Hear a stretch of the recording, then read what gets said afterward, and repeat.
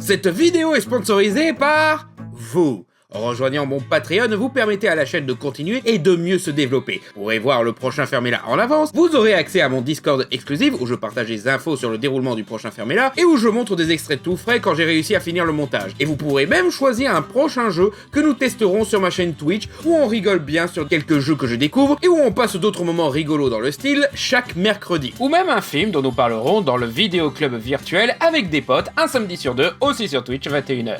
Merci à vous et bonne vidéo. Bonjour à tous dans cette vidéo de top de flop. Ah non, c'est ni l'un ni l'autre, dis donc. Ouais, alors, que je vous explique. D'habitude, dans mes top et flop, je mets toujours une grosse section consacrée aux mentions honorables, que ce soit en mauvais film ou en bon film. Ces mentions honorables, à une époque, prenaient presque plus de la moitié de la vidéo. Ça devenait ridicule. Donc du coup, ces 2 dernières années, j'avais pour habitude de juste donner le titre des mentions honorables et mon avis vite fait, et de développer un peu plus ce que je pense de ces mentions honorables dans un live que j'aurais fait sur Twitch. Le truc, c'est que maintenant, je suis devenu très régulier avec Twitch au point que j'ai pratiquement bouclé le programme de cette année, en tout cas pour les vidéos clubs virtuels. Donc j'ai pas trop l'espace pour faire un live consacré aux mentions honorables. Surtout que voilà, je prends déjà beaucoup de temps de mes amis, j'ai pas envie d'abuser, ils sont déjà bien sympas d'être là tous les mercredis et un samedi sur deux, donc ça et le fait que la dernière fois qu'on avait fait ces lives sur les mentions honorables, ça avait fait 5 heures de live et j'ai pas envie de retenir mes potes jusqu'à 2h du mat, c'est cruel de ma part. Donc du coup à la place je me dis... Tant pis, on va faire une vidéo entièrement consacrée sur les mentions honorables. Et je fais celle-là avant de faire le top et flop. Oui, rassurez-vous, vous les avez pas loupés.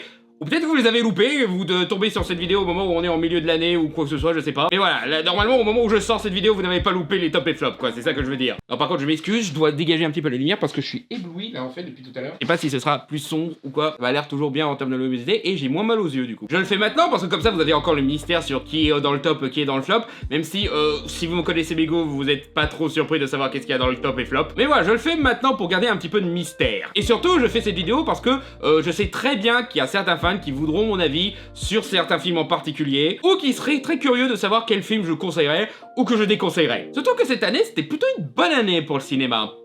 Bon, pas du tout en termes de derrière la caméra. Non, derrière la caméra, c'est le bordel avec Paramount qui fout la merde, Warner qui devient débile, Disney qui fait encore plus de la merde. Voilà, c'est compliqué derrière la caméra. Non, ce que je veux dire, c'est que en termes de qualité de film, ça a été une très bonne année. Au point que je commence à vraiment développer une certaine haine envers des gens qui disent qu'il y a eu 0 bon film en 2025. Les gars, littéralement, j'ai galéré à choisir que 15 films pour mon top et j'ai galéré à trouver 15 films pour remplir mon flop. Il y avait beaucoup trop de bons films et encore j'ai pas vu tous les bons films qui m'intéressaient cette année. D'ailleurs comme d'habitude on va commencer par cette liste là, on va commencer par la liste des films que je n'ai pas vus. Voilà, au cas où vous êtes là pour avoir mon avis sur un film, vous êtes prévenus, je n'ai pas vu ce film là. Par exemple je n'ai pas vu 28 ans plus tard, tout simplement parce que je n'ai pas vu 28 semaines plus tard, parce que je suis pas un grand fan de 28 jours plus tard déjà de base. C'est pas un mauvais film, c'est juste que quand je l'ai vu la première fois j'étais genre ouais sympa que ça existe quoi. Je n'ai pas vu Je suis toujours là, qui, de ce que je me souviens, il avait eu pas mal de succès aux Oscars. Et le film a l'air très sympathique, c'est juste que voilà, j'ai pas pris le temps de le regarder malheureusement. Beaucoup de ces films, je les ai loupés par faute de temps et d'organisation à voir des films avec des potes. C'est pas du tout parce que je suis pas intéressé ou quoi. Non, non, dans le lot, il y a des films qui sont très intéressants. Même Un ours dans le Jura, genre, je crois que c'était un des tout premiers films qui sont sortis en 2025. Et c'est un film policier hivernal, très limite style suédoise, avec Franck Dubosc. Voilà, c'est étonnant, mais j'aurais été très curieux de voir Franck Dubosc dans un rôle sérieux, j'ai pas eu le temps de le voir malheureusement. L'amour au présent, le film que tout le monde retient pour cette photo, qui avait l'air sympa comme film romantique, un petit peu dramatique, mais voilà, pas eu le temps. Ballerina, que je n'ai pas vu parce que j'ai vu 0 John Wick, donc je vais pas commencer à regarder les spin-offs. Surtout que Len Wiseman, voilà, en termes de réal, le dossier Mal d'horreur qui avait l'air pas mal en termes de thriller. Pris au piège, le dernier film de Darren Aronofsky qui change complètement de genre de film, ce qui était intéressant, mais... voilà, pas le temps. Wolfman, qui avait l'air intéressant, et puis j'ai vu toutes les critiques qui étaient dessus, j'ai mis ça de côté. Alpha, le nouveau film par la réalisatrice de Grave et Titan, voilà, donc j'aime beaucoup son travail, j'étais intéressé de le voir. Malheureusement, faute de temps, et les critiques ont un petit peu ralenti mon empressement de le voir. Je suis pas pressé de voir cette réalisatrice se louper, donc voilà, je sais pas si le film est vraiment bien ou s'il est vraiment mauvais, mais voilà. Bridget Jones folle de lui, alors là pour le coup c'est juste que j'étais pas intéressé de voir un 4ème film de Bridget Jones, voilà, les 3 ça suffit, je vois pas ce qu'il y a à rajouter de plus. Peut-être que le film est sympa, mais voilà, Bridget Jones je suis déjà pas fan de base, mais voilà. Freaky Friday, parce que je comprends pas pourquoi ce film existe, pourquoi on fait une suite à Freaky Friday, surtout 20 ans après. Nobody 2, que je n'ai pas vu parce que je n'ai pas vu Nobody 1. qui a l'air pas mal du tout comme film, mais voilà. Love Earth qui m'intéressait juste pour voir Ke-Huy Quan en rôle principal dans un film d'action. Malheureusement, ce qui paraît, le film est pas ouf. Et je suis arrivé à un moment où j'en avais un petit peu marre des films à la John Wick, Bullet Train et tout, qui sont pas ouf là. Je n'ai pas vu le dernier Jess Mangold, La Parfaite Inconnue, parce que en termes de biopic musical, j'ai un petit peu saoulé. Il y a un film réalisé par Simon West avec Christophe Waltz qui s'appelle All Guy. J'aurais bien voulu le voir juste par curiosité, mais voilà, j'ai déjà pas la priorité pour les films intéressants. Allez, alors les films où je suis juste curieux. Until Dawn, parce que je suis déjà pas un grand fan du jeu, et de ce que j'ai vu, le film respecte pas du tout le jeu.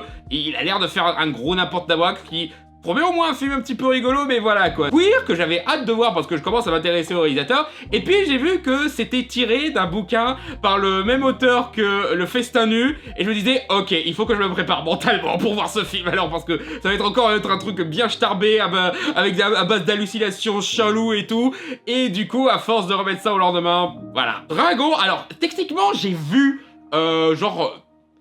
une moitié ou un tiers du film, mais j'ai vite mis ça de côté et priorisé d'autres trucs parce que je me faisais chier. Je suis pas allé le voir en salle, je le remettais en à côté pendant que je bossais et j'ai juste passé à autre chose. Et j'ai laissé tomber aussi parce que de parti comme c'était pas parti pour être dans le flop, parce que en soi c'est fait de façon compétente, les acteurs sont bien et clairement c'est fait par des gens, bah évidemment que c'est fait par des gens qui comprennent l'intérêt de Dragon vu que justement c'est le même réalisateur et les mêmes équipes quoi. Non, c'est juste que c'est beaucoup plus lent que le dessin animé parce que ils reproduisent tout ce qui se passe dans le dessin animé, mais il y a pas la physique cartoon et il y a pas le rythme, donc du coup c'est beaucoup plus lent et la plupart des blagues marchent beaucoup moins bien. Et en général, bah l'intérêt de ce film il est zéro quoi. Genre que quitte à revoir un copier-coller du dessin animé, regardez le dessin animé directement, c'est quand même beaucoup mieux. En soi, voilà, ça a l'air d'être un film correct, bien mené, c'est juste que voilà, c'est vraiment pour ceux qui détestent les dessins animés ce film. Oh, cette licence est intéressante, mais je refuse de la voir parce que j'ai une haine contre les dessins animés. Oh Dieu merci, il y a les live-action pour ça, c'est débile. Je vois pas l'intérêt. Ma mère, Dieu et Sylvie Vartan qui avait l'air intéressant. Et puis il y a eu un petit scandale sur le fait qu'ils utilisaient un truc en IA pour une séquence justement avec Sylvie Vartan, et j'étais genre ouais non finalement je vais pas le voir tout de suite celui-là. The Gorge qui a l'air d'être un thriller fantastique intéressant. The Last Showgirl qui a l'air très intéressant parce que j'ai envie de soutenir Pamela Anderson dans son espèce de rédemption de dernières années. Voilà, maintenant que on a arrêté de la vendre comme une sex symbole, elle essaye de montrer un peu plus qu'elle est une bonne actrice, et The Last Showgirl avait l'air d'être totalement ça. Malheureusement pas eu le temps de m'organiser pour voir le film. The Altonite, voilà, un thriller mafieux avec deux Robert De Niro. Mais tout le monde s'en fout de ce film. Tout le monde s'en fout tellement que il a fait encore moins de chiffres que Blanche-Neige, alors qu'ils sont sortis de la même période, et tout le monde a continué à insister sur le plantage de Blanche-Neige.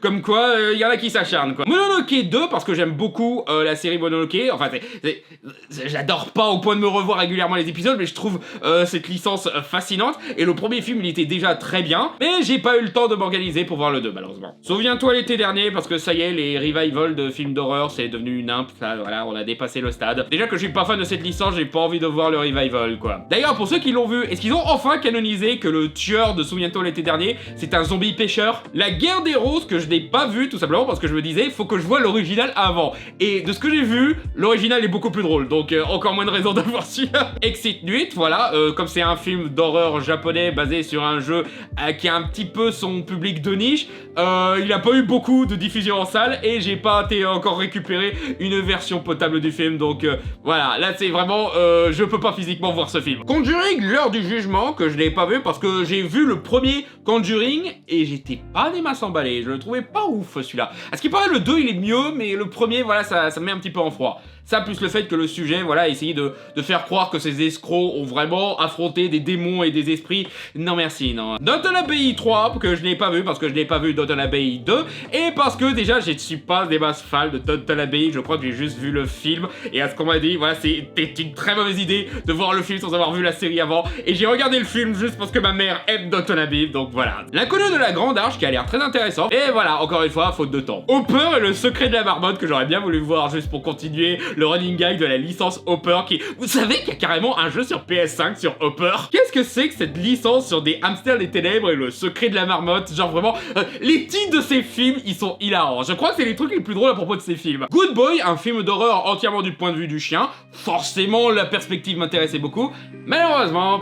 faute de temps. Résurrection, alors j'ai pas compris de quoi parle ce film, mais il y a beaucoup de gens de confiance qui en disent beaucoup de bien, et du coup je suis très curieux de voir ce que c'est. Malheureusement c'est un film chinois, donc ça veut dire qu'il est virtuellement très mal distribué en France, donc j'ai pas pu voir une séance de ce film. Présence, un autre film, enfin je crois que c'est plus film dramatique, mais il y a un petit peu une aspiration horreur dans le lot, qui avait l'air d'avoir un angle intéressant, voilà, de voir le point de vue du fantôme qui hante la maison, sans pour autant faire comme dans Beetlejuice, non, genre la caméra et le fantôme, ce qui est une idée intéressante, mais voilà, faute de temps, pas eu le temps. Reflet dans un diamant mort qui avait l'air très intéressant comme film italien, voilà, avec une inspiration Hitchcock et bien sûr un petit peu de giallo sur les bords. Il avait l'air d'avoir une petite recherche visuelle qui était sympa, mais voilà, j'ai loupé en salle malheureusement. Je n'ai pas vu non plus Demon Slayer, la forteresse infinie, parce que je n'ai pas des masses suivi la série. J'avais vu le film qui se passe dans le train, après que l'Hermite Moderne m'avait vite fait raconter l'histoire, mais voilà, je crois qu'il va pas se casser la tête à me raconter tout ce qui se passe entre les deux films, et de ce que j'ai compris, ce film c'est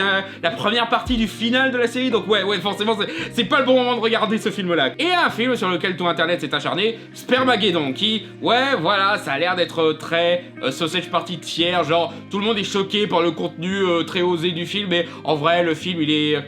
Mais bon, j'ai pas eu le temps de le voir parce que vraiment le film il a l'air... Donc voilà, c'est la liste des films que j'ai pas vus, et vous avez vu à quel point ça a pris du temps pour que je fais la liste de ces films-là. Vous comprenez pourquoi j'en fais pas en live? Donc on va entamer les vraies catégories des mentions honorables, et on va commencer par celle où j'ai le moins de films dedans, la catégorie film décevant. Que ouais, la plupart des films, voilà, j'ai eu ce que j'attendais d'eux, et soit je me contentais, soit j'étais très content, soit j'ai eu matière pour dire du mal dessus pour un flop, justement. En premier film décevant, nous avons Death of a Unicorn, qui avait un concept assez rigolo, tu vois, genre ce mec qui essaye absolument de bien se faire voir par la famille de ses patrons qui vivent dans un manoir, donc du coup il va chez eux, mais sur le chemin il tue une licorne, et en fait cette licorne on découvre que son sang a des propriétés médicinales qui permettent pratiquement de rendre immortel ou des trucs comme ça, je sais plus les détails, ça fait un moment que j'ai pas vu le film. Et du coup tous ces riches ils commencent à réfléchir à comment le commercialiser, mais la famille de la licorne commence à venir pour les tuer un par un. Le concept est rigolo, malheureusement le film est pas assez rigolo, et voilà, c'est pas que j'en ai marre des films qui critiquent les riches, j'en ai marre des films qui critiquent les riches pour dire juste regardez comme ils sont débiles et qu'ils s'autodétruisent. Non, ça suffit pas. Faut montrer à quel point ils sont dangereux, faut montrer à quel point ils pourrissent la société. Faut pas se contenter de juste ça, parce que sinon c'est juste un dessin nul pour te moquer de quelqu'un que t'aimes pas dans la cour de récré, quoi. Le seul truc que j'ai bien aimé dans ce film, c'est Anthony Carrigan. Parce que Anthony Carrigan, c'est un de ces acteurs, même quand il joue dans des épisodes nuls de Gotham, je l'aime bien parce qu'il a beaucoup de charme. Il a une belle tronche qui est un petit peu bizarre à dire, parce que voilà, sa tronche c'est dû à une condition médicale qui a failli lui coûter sa carrière, parce que apparemment à Hollywood on n'aime pas les gens qui ont pas de poils sur le caillou. Mais voilà, lui, il était 100% drôle tout le long du film. On n'avait pas assez de scènes avec lui, c'était ça le truc le plus décevant. Un monde merveilleux, voilà, pour une fois qu'un film français se lance dans la SF et essaye un angle intéressant, voilà, où on te montre ce monde à la iRobot, où on voit que les robots serviteurs ont été banalisés dans notre société, mais on le montre du point de vue des prolos, des gens de gauche qui se retrouvent pauvres, qui sont obligés de voler des trucs pour pouvoir manger et tout, et qui doivent s'occuper seuls de leurs gosses. Voilà, c'est un angle intéressant. Le seul truc, c'est qu'il n'ose pas aller au fond de ces thématiques. C'est juste cette nana qui essaye de retrouver sa gosse en embarquant un robot cassé et tout, et du coup tu sais pas si le film essaye de dire oui c'est vrai, la présence des robots ça nous rend moins humains, ça nous rend plus faibles, ça nous gâche la réalité, mais de l'autre côté le film insiste sur le fait que cette meuf elle s'autodétruit, elle dessert complètement la cause en provoquant plus de dégâts pour rien et tout, genre il y a une scène où elle sauve un animal d'un Maryland et essaye de la libérer dans la plage, et c'est pas un animal qui vit dans un océan où il y a du sel, donc du coup l'animal il meurt, et du coup quoi, vous êtes en train de suggérer quoi? Que c'est mieux d'être enfermé par la société que de crever dans l'eau? C'est un petit peu bizarre comme ce que vous essayez de raconter là. Ça alors, un film français avec Blanche Gardin qui a une thématique un petit peu réac, qui aurait cru. The Astronaut, alors j'avais pas particulièrement d'attente pour ce film, voilà, c'était une petite curiosité, mais pendant une partie du film j'étais dedans, tu vois, genre c'est cette nana jouée par Kate Mara qui est une astronaute qui revient d'une mission spatiale qui avait mal tourné, et du coup on la met dans cette maison isolée pour qu'elle puisse reprendre ses repères sur Terre, voilà, parce qu'elle a passé beaucoup de temps seule dans l'espace et tout. Donc du coup elle a besoin de se réhabituer à une vie normale avant de retrouver sa famille et de peut-être faire une autre mission dans l'espace ou quoi. Et il y a tout ce truc où elle croit être guettée par quelque chose, que quelque chose l'espionne, et tu vois que c'est peut-être les militaires qui l'espionnent, ou c'est peut-être une entité qui vient d'ailleurs, une entité pas humaine qui l'espionne et tout. Et tu sens venir qu'il y a un twist, voilà, c'est clairement le format du film à twist.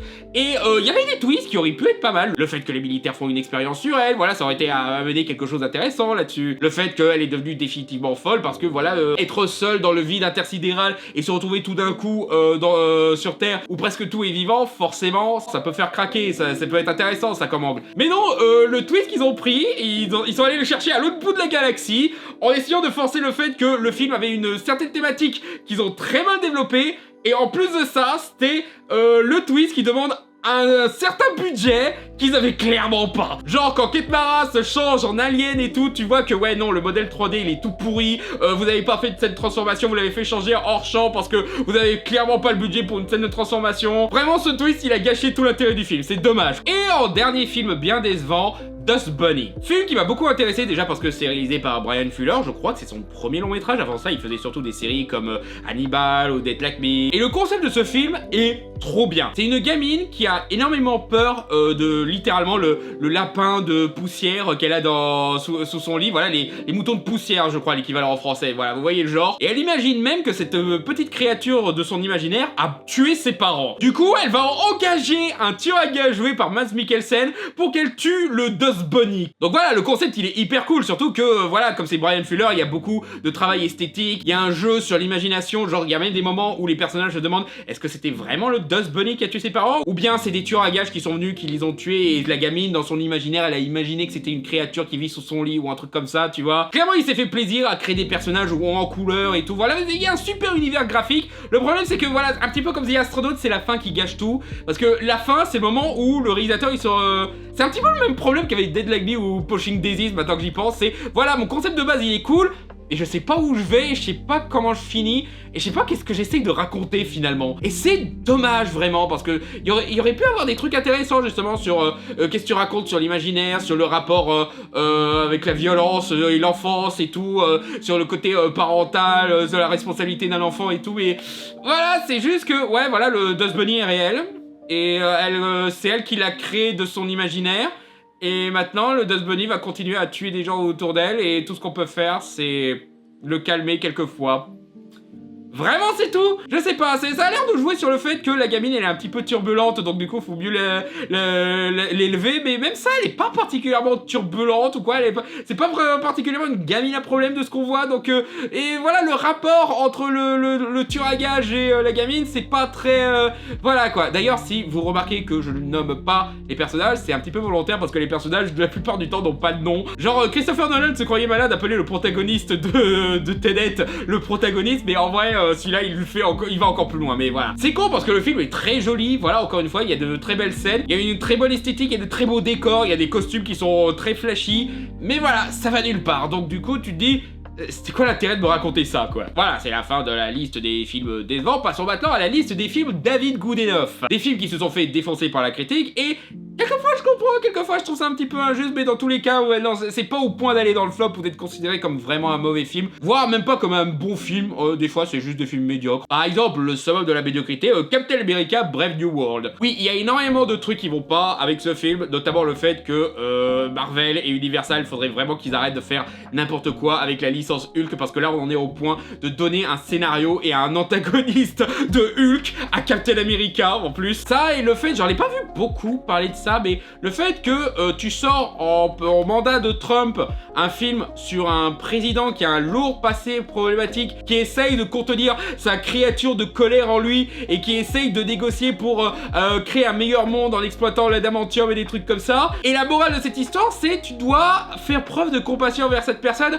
C'est pas le bon moment pour ça, c'est pas du tout le bon moment. Je sais pas si t'essayais de faire une allégorie sur Biden ou... Non, clairement pas, c'est pas Biden, parce que vu qu'il a un passé de colérique militaire et tout, non, c'est censé être Trump, c'est censé clairement être Trump, et ben c'est nul à chier comme message à faire sur Trump, hein. Mais sinon, voilà, il y a quand même des moments que j'ai bien aimé. Voilà. J'aime bien Sam comme nouveau Captain America. D'accord qu'il est pas des masses bien développé dans celui-là, mais il a du charme. J'aime bien la façon dont il arrive à avoir une bonne dynamique avec son entourage et tout. J'aime bien le fait qu'ils ont vraiment essayé de faire un film d'espionnage dans un univers de super-héros. Bon, ça aurait pu être mieux fait, bien sûr, mais voilà, j'aime bien la tentative. Et bah, c'est un petit peu tout, ouais, voilà. L'aura de l'acteur principal a réussi à bien me faire passer la pilule, pas pour ce coup, voilà. C'est certes pas ouf du tout, et il y a eu pire dans le MCU, franchement. Elio, qui en soi est un film, voilà, qui se regarde, voilà, c'est pas un mauvais film pour autant, mais ouais, clairement, on a beaucoup perdu dans la censure qu'a subi ce film avec tout le bordel de production, le fait qu'ils ont dû le refaire encore et encore parce que Disney avait peur que le personnage principal soit trop gay. Ouais, c'est vrai que là, il fait plus du tout gay quand il a une relation avec un alien avec qui ils ont une passion pour le vor. Je vois les thématiques qu'ils essayent de faire et tout, mais ça aurait pu avoir une meilleure exécution. C'est pas mal fait, voilà, c'est un film correct pour les enfants, mais voilà, de la part de Disney et de Pixar, je crois que c'est Pixar en plus qui a fait celui-là, merde, on a un problème maintenant qu'on n'arrive plus à faire la différence entre les Pixar et les Disney là. Mais voilà, de la part de Pixar, on aurait pu avoir mieux. Surtout que là, je commence à me dire, en termes de SF, à part Wall-E, Pixar, c'est pas leur genre à chance, hein. Bon. La mort de Blanche-Neige, le film dont vous avez sûrement jamais entendu parler, parce que je crois qu'il est pas du tout distribué en France. C'est un de ces films Blanche-Neige qui sont sortis pour profiter de la sortie du remake Disney. Et celui-là, voilà, j'ai du mal à dire que c'est un bon film, parce qu'il y a beaucoup de trucs qui vont pas, voilà, en termes de technique, voilà, clairement, le budget se ressent. Et il y a certains choix artistiques, genre par exemple, t'as les frères Grimm dans ce film qui servent juste de comic relief, et c'est pas du bon comic relief, en plus, c'est vraiment chiant. Et la différence de ton, voilà, parce que d'à côté, ça essaye d'être ultra mignon, ultra touchant et tout, mais on est un petit peu dans un univers encore plus gore que Westeros, là, un petit peu. On va peut-être se calmer. Mais sinon, voilà, je trouve que certaines idées intéressantes. Genre, par exemple, une idée que j'aime bien, j'en parlerai peut-être dans le Fermélage, je sais plus si j'en parle dans la deuxième partie, mais voilà.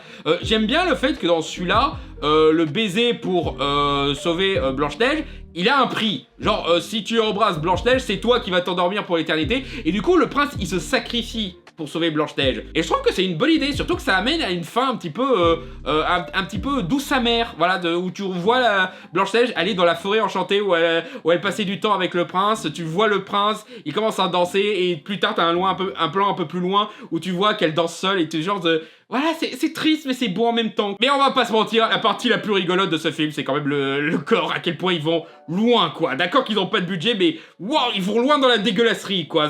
Terrifier a des leçons à apprendre, là, de ce film. Genre, t'as une scène où t'as la méchante reine qui coupe en deux un mec, et quand je dis couper en deux, je dis pas là, ou là, ou là. Non, je dis là, en fait, dans la tranchée et tout. Donc du coup, c'est un petit peu rigolo la façon dont ça tombe et tout. Et la façon dont les nains... Oui, alors, les nains, c'est des putains de barbares dans ce film. La façon dont ils butent la méchante reine dans celui-là. On oublie que les souliers au fer rouge qu'on lui forçait à mettre dans le conte original, c'était gore, hein. Là, ils ont trouvé encore pire, là, comme mort. Tout ce que je peux dire, c'est papillon.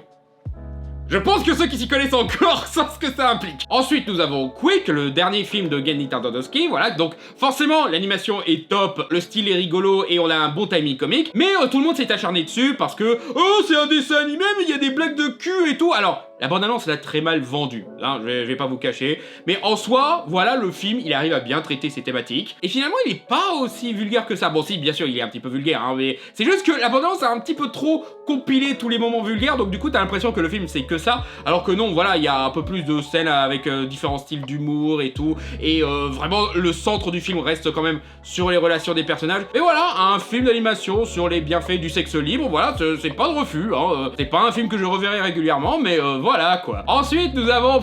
J'ai vu ce film juste pour la blague en pensant qu'il allait se retrouver dans le flop.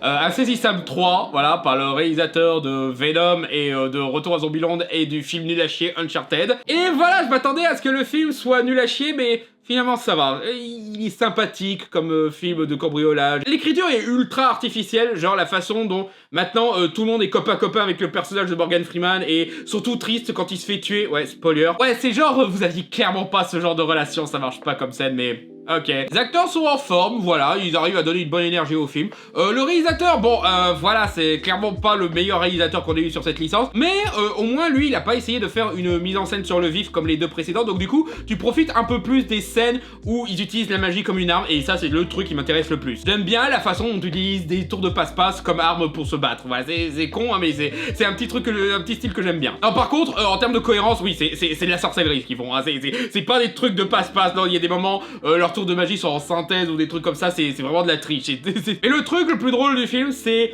Rosamund Pike dans le rôle de Madame Vandelkash. Non, vraiment, elle a un accent allemand forcé, ultra fake, qui est trop drôle. Ensuite, nous avons Karate Kid Legend, qui est un petit peu bizarre comme ratage, tu vois, parce que d'habitude dans les Karate Kid, t'es plus intéressé par la partie entraînement et relation entre l'élève et le professeur, mais les romans c'est toujours la partie ouais ok c'est en pause, c'est pour montrer que le personnage s'adapte bien et qu'il est copain avec tout le monde, blablabla, on s'en fout, on peut revenir à l'entraînement, c'est Monsieur Miyagi que je veux voir là. Mais dans celui-là, étrangement c'est le contraire, genre j'aime beaucoup la romance dans celui-là, le personnage principal a une super alchimie avec sa copine et avec le père de sa copine en plus, mais la partie entraînement, ben elle est bâclée pour plusieurs raisons. Déjà parce que, on essaye de raccrocher les wagons entre le remake avec Jackie Chan, voilà, Kung Fu Kid comme certains l'appellent, et l'univers de Karate Kid original, ce qui fait que le protagoniste a 2 maîtres qui sont pas des masses bien développées, qui sont très en retrait, donc du coup c'est pas vraiment concentré sur la relation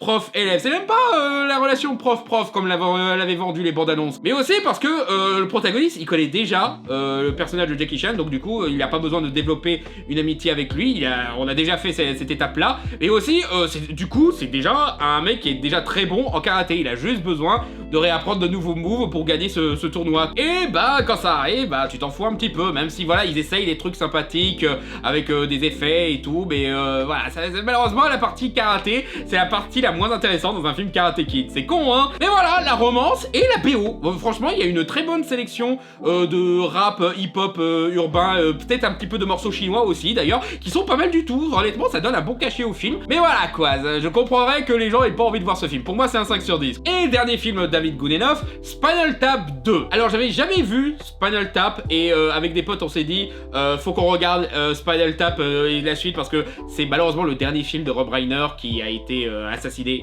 dernièrement, donc voilà, pour lui rendre hommage de notre côté, on a regardé les Spinal Tap. Et le premier, c'est un petit peu marrant parce que c'est un classique de la comédie, donc du coup on a vu beaucoup d'influenceurs et beaucoup d'autres comiques reprendre des blagues de Spinal Tap. Du coup quand on regarde Spinal Tap, eh ben on rigole pas des masses. Par contre, en termes de technique, voilà, en termes de narration, de comment Rob Reiner avait repris les codes du documentaire pour raconter cette histoire complètement débile, c'était très intéressant. Spinal Tap 2, c'est le contraire. Voilà, autant la technique maintenant elle est banalisée, tout le monde arrive à maîtriser les codes du documentaire et Rob Reiner ne fait rien de nouveau ici. Mais je rigole beaucoup plus. J'aime bien la transition de carrière débile que certains ont. Genre il y en a un qui gère une boutique où il échange des fromages contre des guitares, mais genre mais what?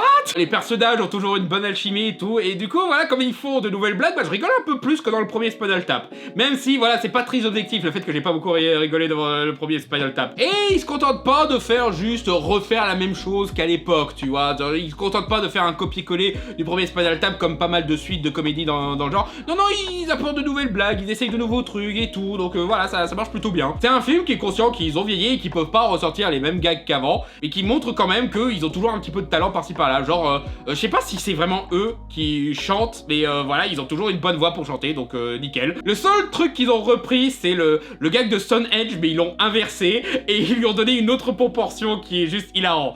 Spoiler, ils ont failli tuer Elton John.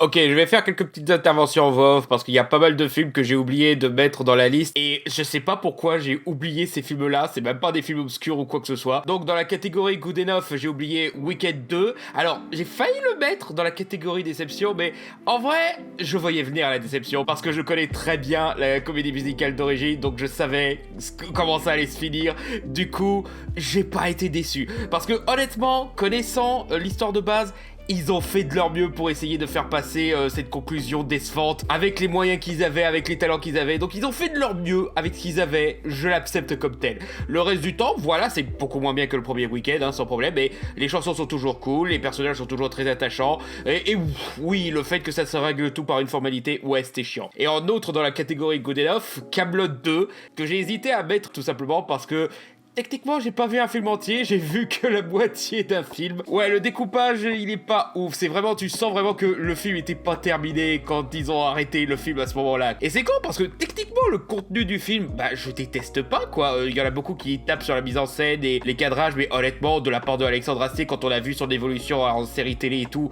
c'est pas mal du tout. Et les sous-scénarios qui ont été mis en place, bah, honnêtement, j'aime beaucoup ce qui se passe. Étrangement, j'ai beaucoup plus apprécié les scénarios des nouveaux personnages que les personnages qu'on a connus dans la série. C'est un petit peu rigolo à voir. Le truc qui m'a le plus triggered, c'est la façon dont était mêlé à Gand dans ce film-là. J'ai pas l'impression de voir le même personnage, j'ai l'impression que il commence à devenir n'importe quel autre personnage de Kaamelott, un petit peu comique, un petit peu peureux. C'est un peu bizarre, mais peut-être que ça va quelque part, quoi.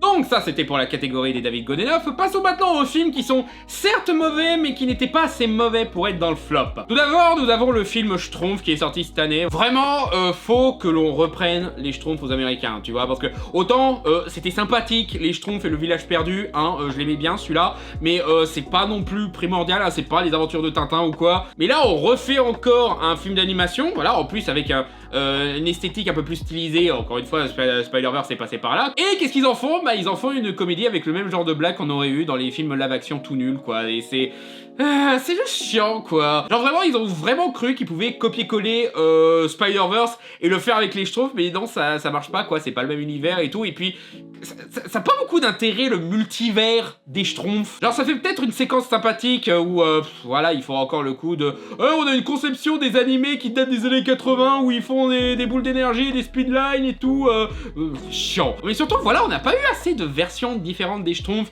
pour être intéressé par un multivers des Schtroumpfs, tu vois. Spider-Man, ça marche parce que justement, il y a déjà un multivers mis en place dans l'univers de Spider-Man, et on a des Spider-Man de différents styles, voilà, on a le Spider-Man noir, on a le Spider-Man du futur et tout, donc on a de quoi faire, quoi. Ils vont dans une dimension jeu vidéo, ils vont dans une dimension dessin pas ouf, ils vont dans d'autres dimensions dont je m'en fous, voilà, quoi.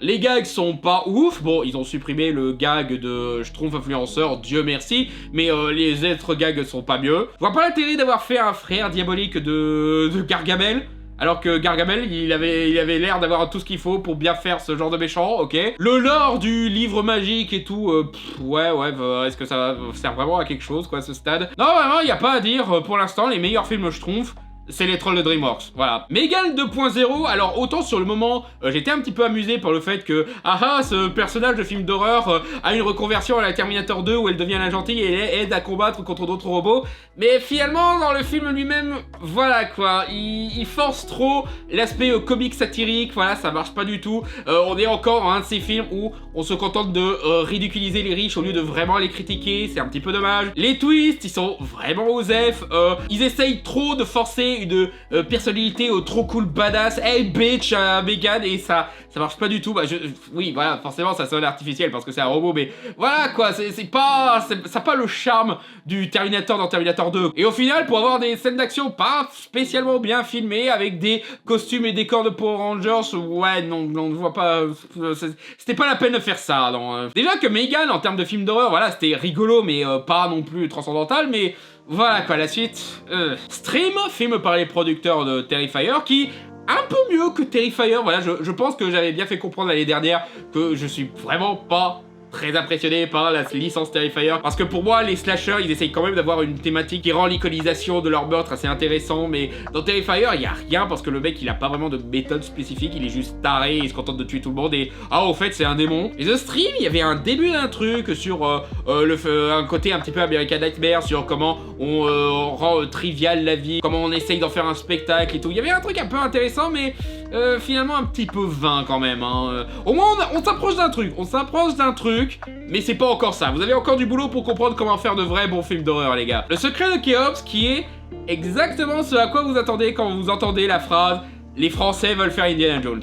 La partie archéologique et découverte historique est pas des masses intéressantes, les personnages sont limite antipathiques dans celui-là, surtout le personnage principal. Et en termes d'aventure, bah, c'est une blague quoi, voilà, j'ai vu des épisodes de Derrick avec plus d'action que ça quoi. Donc voilà, c'est un film d'aventure où tu te fais vraiment chier quoi. Le remake de Blanche-Neige, parce que oui, encore une fois, j'insiste là-dessus, il est mauvais, mais il y a eu pire. J'ai pas encore fini de dire tout ce qui va pas dans ces films-là, donc je vais garder ça pour la deuxième partie du Fermez-la, et vous avez déjà les deux autres Fermez-la où j'explique qu'est-ce qui va pas dans ces films-là, mais voilà, c'est pas un bon film du tout.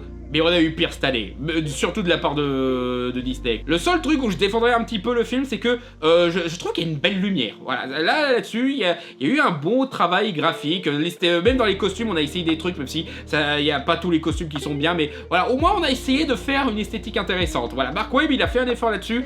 Malheureusement, sa mise en scène reste plate. Les personnages, voilà, il n'y a que le personnage de Blanche-Neige qui est bien écrit, bien défini et réellement attachant. Les autres, voilà, ils sont juste, ils gravitent autour, ils ont pas de réelle bonne relation avec elle. Voilà, la relation qu'elle a avec Jonathan, ils essayent de la rendre un petit peu amusante, un petit peu Princess Bride-like, mais non, ça colle pas. Voilà, j'y crois pas. Et bien sûr, Gal Gadot joue mal et chante mal. Le seul truc rigolo avec Gal Gadot dans ce film, c'est que quand elle est en méchante reine, son costume fait tout le temps du bruit parce qu'elle a 4000 perles de précieuses et tout, et chaque fois qu'elle bouge, c'est voilà, c'est ce truc rigolo avec le personnage de la méchante reine. Oui, il y a un petit peu tout qui a changé la luminosité là maintenant, parce que en fait, j'ai mis tellement de temps à faire ce vlog que j'ai eu le temps de faire un live. Donc, un autre film qui a failli être dans le top, nous avons, comment ils disent déjà, Fight Flight, quelque chose comme ça, quoi. Et c'est le film où je me suis dit, c'est bon, ça y est, j'en ai marre des sous John Wick maintenant. Parce que vraiment, ce film, c'est Bullet Train, dans un avion, sans l'imagerie cool, sans les personnages ou en couleur, sans énergie, sans scène d'action cool en fait. Genre vraiment, je me suis vraiment fait chier. Ils essayent d'être drôles, ils essayent d'être inventifs en termes d'action, mais non, ça marche pas. J'ai même pas compris l'histoire de complot qu'il y a derrière, genre voilà la personne que tous ces tueurs essayent de choper, c'est une super hackeuse qui dénonce un groupe que tu pensais que c'était la CIA, mais non, c'est genre un groupe, une corporation téléphonique, je ne sais pas quoi, qui espère choper une technologie pour dominer le monde ou quelque chose comme ça, je sais pas. Ça m'a rendu très apathique. Je veux dire, le scénario de Bullet Train, il était débile, hein, mais c'était une débilité qui montrait qu'ils étaient fascinés par l'univers qu'ils sont en train de mettre en place. Là, c'est juste, on a ressorti un vieux scénario d'un James Bond rejeté ou je ne sais quoi, et on le met là, quoi. Ensuite, nous avons le film d'animation The King of Kings, qui... Voilà quoi, je m'attendais à le défoncer, voilà, parce que film d'animation propagandiste fait par Angel Studio, les mêmes qui avaient transformé Sound of Freedom en arme contre les démocrates, d'accord que c'est basé sur du Charles Dickens, mais voilà quoi, tu sens rien qu'avec le studio et avec la bande-annonce que ça allait être très propagande chrétienne. Et finalement, c'est pas si grave que ça, c'est surtout un cours de catéchisme, voilà, ce qui est un peu chiant, hein, je vais pas vous le cacher, surtout que voilà, ils osent pas faire de l'interprétation vraiment à fond de l'histoire de Jésus dans ce film-là. Ils sont beaucoup trop respectueux pour oser se permettre des trucs. L'animation, ouais, elle est pas très impressionnante, mais je suppose que c'est un petit budget, vu que c'est surtout des cathos qui ont animé ça. Et les chara-design, ouais, voilà, c'est mid. Et aussi, je comprends pas, il y a une drôle de tendance dans les films d'animation pas chers, où on adapte du Charles Dickens et on fout tout le temps un personnage de comic relief chat qui est un petit peu immatériel, donc du coup il interagit pas vraiment avec le scénario, il est juste là pour faire des conneries par-ci par-là, il apporte rien au scénario. Non, parce que t'as celui-là, tu as le film Scrooge, le film d'animation Netflix qui était sorti il y a quelques années, et tu as le film Barbie. Je sais pas pourquoi ils veulent rajouter des chats fantômes dans Charles Dickens, mais voilà. Et sinon voilà, c'est juste un cours de catéchisme. Donc du coup voilà, c'est vraiment, on raconte la pure histoire de Jésus de façon presque Wikipédia, mais au moins voilà, on montre à quel point les bonnes valeurs du christianisme, au moins c'est mieux que d'autres films de propagande où ils essayent de dire que c'est mal d'être gay, c'est mal d'avoir d'autres religions ou des conneries comme ça. Et le voice acting, voilà, ils se sont permis d'avoir un petit budget pour les acteurs qu'ils ont fait venir. Oscar Isaac, voilà, il fait un bon Jésus. Pour une fois qu'on a une production hollywoodienne où Jésus n'est pas blanc, quoi, ça change. Et le truc un petit peu rigolo, c'est que voilà, quand il joue Jésus, il fait sa voix normale de Oscar Isaac, quoi, il a la même voix que Poe dans Star Wars, mais il y a un moment où, c'est là le passage du désert, où du coup il est tenté par le diable qui a jamais de forme matérielle bien sûr, voilà, c'est toujours une tempête ou une connerie comme ça. Et ils ont eu la bonne idée de faire jouer le diable par Oscar Isaac aussi, voilà, ce qui fait qu'il fait sa voix de Apocalypse dans X-Men Apocalypse, ce qui est un petit peu rigolo. Et aussi, j'aime bien jouer à Où est Charlie, mais avec la voix de James Arnold Taylor, qui est un voice actor que j'aime bien repérer quelquefois dans les jeux vidéo, dans les films, etc. Voilà, pour ceux qui le connaissent pas, c'est la voix de Tidus dans Final Fantasy X, mais vous le connaissez peut-être plus comme étant la voix de remplacement d'Ewan McGregor quand il faut faire Obi-Wan Kenobi dans un dessin animé ou dans un jeu vidéo. Et sinon, voilà, pas beaucoup d'intérêt. Tu peux avoir le même effet en mettant l'affiche Wikipédia de la vie de Jésus et juste à côté un épisode de Pas de Patrouille. Voilà, c'est à ce niveau. Jurassic World Renaissance, voilà, film que j'étais prêt à détester parce que j'aime vraiment pas Gareth Edwards, vraiment plus il fait de films. Et moi, je le trouve intéressant. Et le fait qu'il fait un film de commande où il se contente de refaire un nouveau Jurassic World, ça me donne encore moins envie. Jurassic World que j'étais plutôt indulgent envers cette licence. Pour les deux premiers films, voilà, le premier, je trouve que c'est une série B très rigolote, mais peut-être pas un bon film, et j'arrive pas à cacher ma sympathie pour celui-là. Le 2, il a beau avoir des défauts en termes d'écriture, il a une superbe mise en scène, une superbe imagerie, et quelques bonnes idées qui auraient pu être mieux exécutées. Le 3, par contre, est parti en cacahuète, donc du coup, j'attendais pas le 4ème. Surtout que le 4ème, c'est, ouais, le monde très intéressant qu'on a mis en place à la fin du 2, et qu'on a à peine exploité dans le 3, et bien ça, on est déjà en train de l'annuler en expliquant que les dinosaures, ils meurent petit à petit parce qu'ils supportent pas le climat hors de l'équateur, quoi. Super, quoi. T'avais littéralement de l'or entre les mains et tu préfères l'annuler pour faire quoi? Pour faire Jurassic Park 3. Et bah justement, c'est le Jurassic Park 3 de la licence Jurassic World. Dans le sens où ce qui se passe, voilà, c'est pas forcément mauvais, c'est divertissant, il y a quelques scènes un petit peu rigolotes, il y a des moments de survie avec un petit peu de tension et quelques bonnes idées de mise en scène. Mais sinon, c'est pas incroyable, ça apporte pas grand chose au lore. Bon, ça apporte un peu plus que Jurassic Park 3 dans le sens où ça détruit tout ce qui a été mis en place. Mais au-delà de ça, voilà, c'est juste un petit film de survie qui apporte pas grand chose de nouveau à la thématique Jurassic World. Voilà, donc je m'attendais à ce que ce soit pire, mais du coup, peut-être que je m'y attendais un petit peu trop et du coup, voilà, c'est juste un film mais. Je suppose que par défaut, c'est mieux que le précédent, mais... Ensuite, nous avons le dernier film de Ron Howard, Eden, qui apparemment s'est fait défoncer par la critique et... Je peux comprendre un petit peu, mais j'irai pas jusque là, parce que c'est surtout que ce film, il me rend très apathique, parce que voilà, c'est que des mecs fortunés qui ont décidé de vivre sur une île déserte juste parce qu'ils ont envie de se sentir proche de la nature, et il y a des problèmes par-ci, des problèmes par-là, et ils essayent de créer de la tension. Le problème, c'est que Ron Howard, voilà, c'est un réalisateur qui a ses limites, et du coup, il n'arrive pas à faire des scènes de tension particulièrement tendu, c'est un petit peu dommage. Les acteurs, ils font de leur mieux, voilà, mais ils ont pas forcément la bonne matière. Mais au final, voilà quoi, c'est un petit peu le problème des derniers films de Ron Howard, ils sont un petit peu vides d'intérêt et vite chiants. The Unbreakable Boy, film qui a eu une histoire derrière la caméra un petit peu intéressante parce que c'est un film qu'ils n'ont pas arrêté de retarder parce que le film à la base, il devait sortir la même année que Music, et là ils se sont dit, ouais non, c'est pas du tout le moment pour ressortir un Rayman pour enfants, mais en encore plus insultant pour les personnes neuroatypiques. Ça, plus le fait que l'acteur principal, bah, il a décidé de dire que l'autisme était causé par les vaccins et d'autres conneries dites par John F. Kennedy. Le fait qu'il soutient Trump et tout, ouais, non, c'est un des quelques acteurs qui est devenu débile. Et comme en plus sa carrière, c'est de plus en plus merdique avec des trucs comme ça ou Harold et le crayon de merde, sa carrière coule de plus en plus et c'est bien sûr, comme tous les réacs qui veulent pas apprendre de leurs erreurs, il dit oh, c'est parce qu'on accepte pas ma politique. Non, non, c'est juste parce que tu fais des films de merde. Et honnêtement, c'est pas aussi insultant que Music. Dans un sens, ça l'est un petit peu parce que c'est encore un de ces films qui se concentre plus sur la famille de la personne neuroatypique que sur la personne neuroatypique, alors que je crois que c'est basé sur la biographie du point de vue du père, voilà, et du coup le père il raconte surtout son histoire à lui. C'est surtout que, voilà quoi, tu fais un film sur un neuroatypique vu par un mec qui a un ami imaginaire à 40 ans, genre c'est vraiment le meilleur point de vue de normalité que t'as en réserve, quoi. C'est pas normal d'avoir un ami imaginaire à 40 ans, mec. Il y a eu quelques vidéos intéressantes qui expliquent tout ce que le film a changé par rapport aux faits réels et à la biographie qui est sortie et tout, et... Ouais, c'est vrai que c'est des choix qui sont particulièrement discutables, mais voilà, au-delà de ça, c'est pas très intéressant, voilà, c'est un de ces films feel-good sur l'autisme qui essaye de rassurer que oui, ça va être dur d'élever un enfant autiste, mais t'en fais pas, quand il sera dans la merde, il t'apportera des bonnes leçons de morale. Donc ouais, les neuroatypiques, c'est juste des gens qui existent que pour aider les neurotypiques, en fait. Donc ouais, ce film a beaucoup de retard, mais en même temps, voilà, c'est pour ça qu'ils ont pas arrêté de le retarder, parce qu'ils se sont rendus compte que, ouais, on avait une bombe entre les mains, faut qu'on s'en débarrasse vite fait.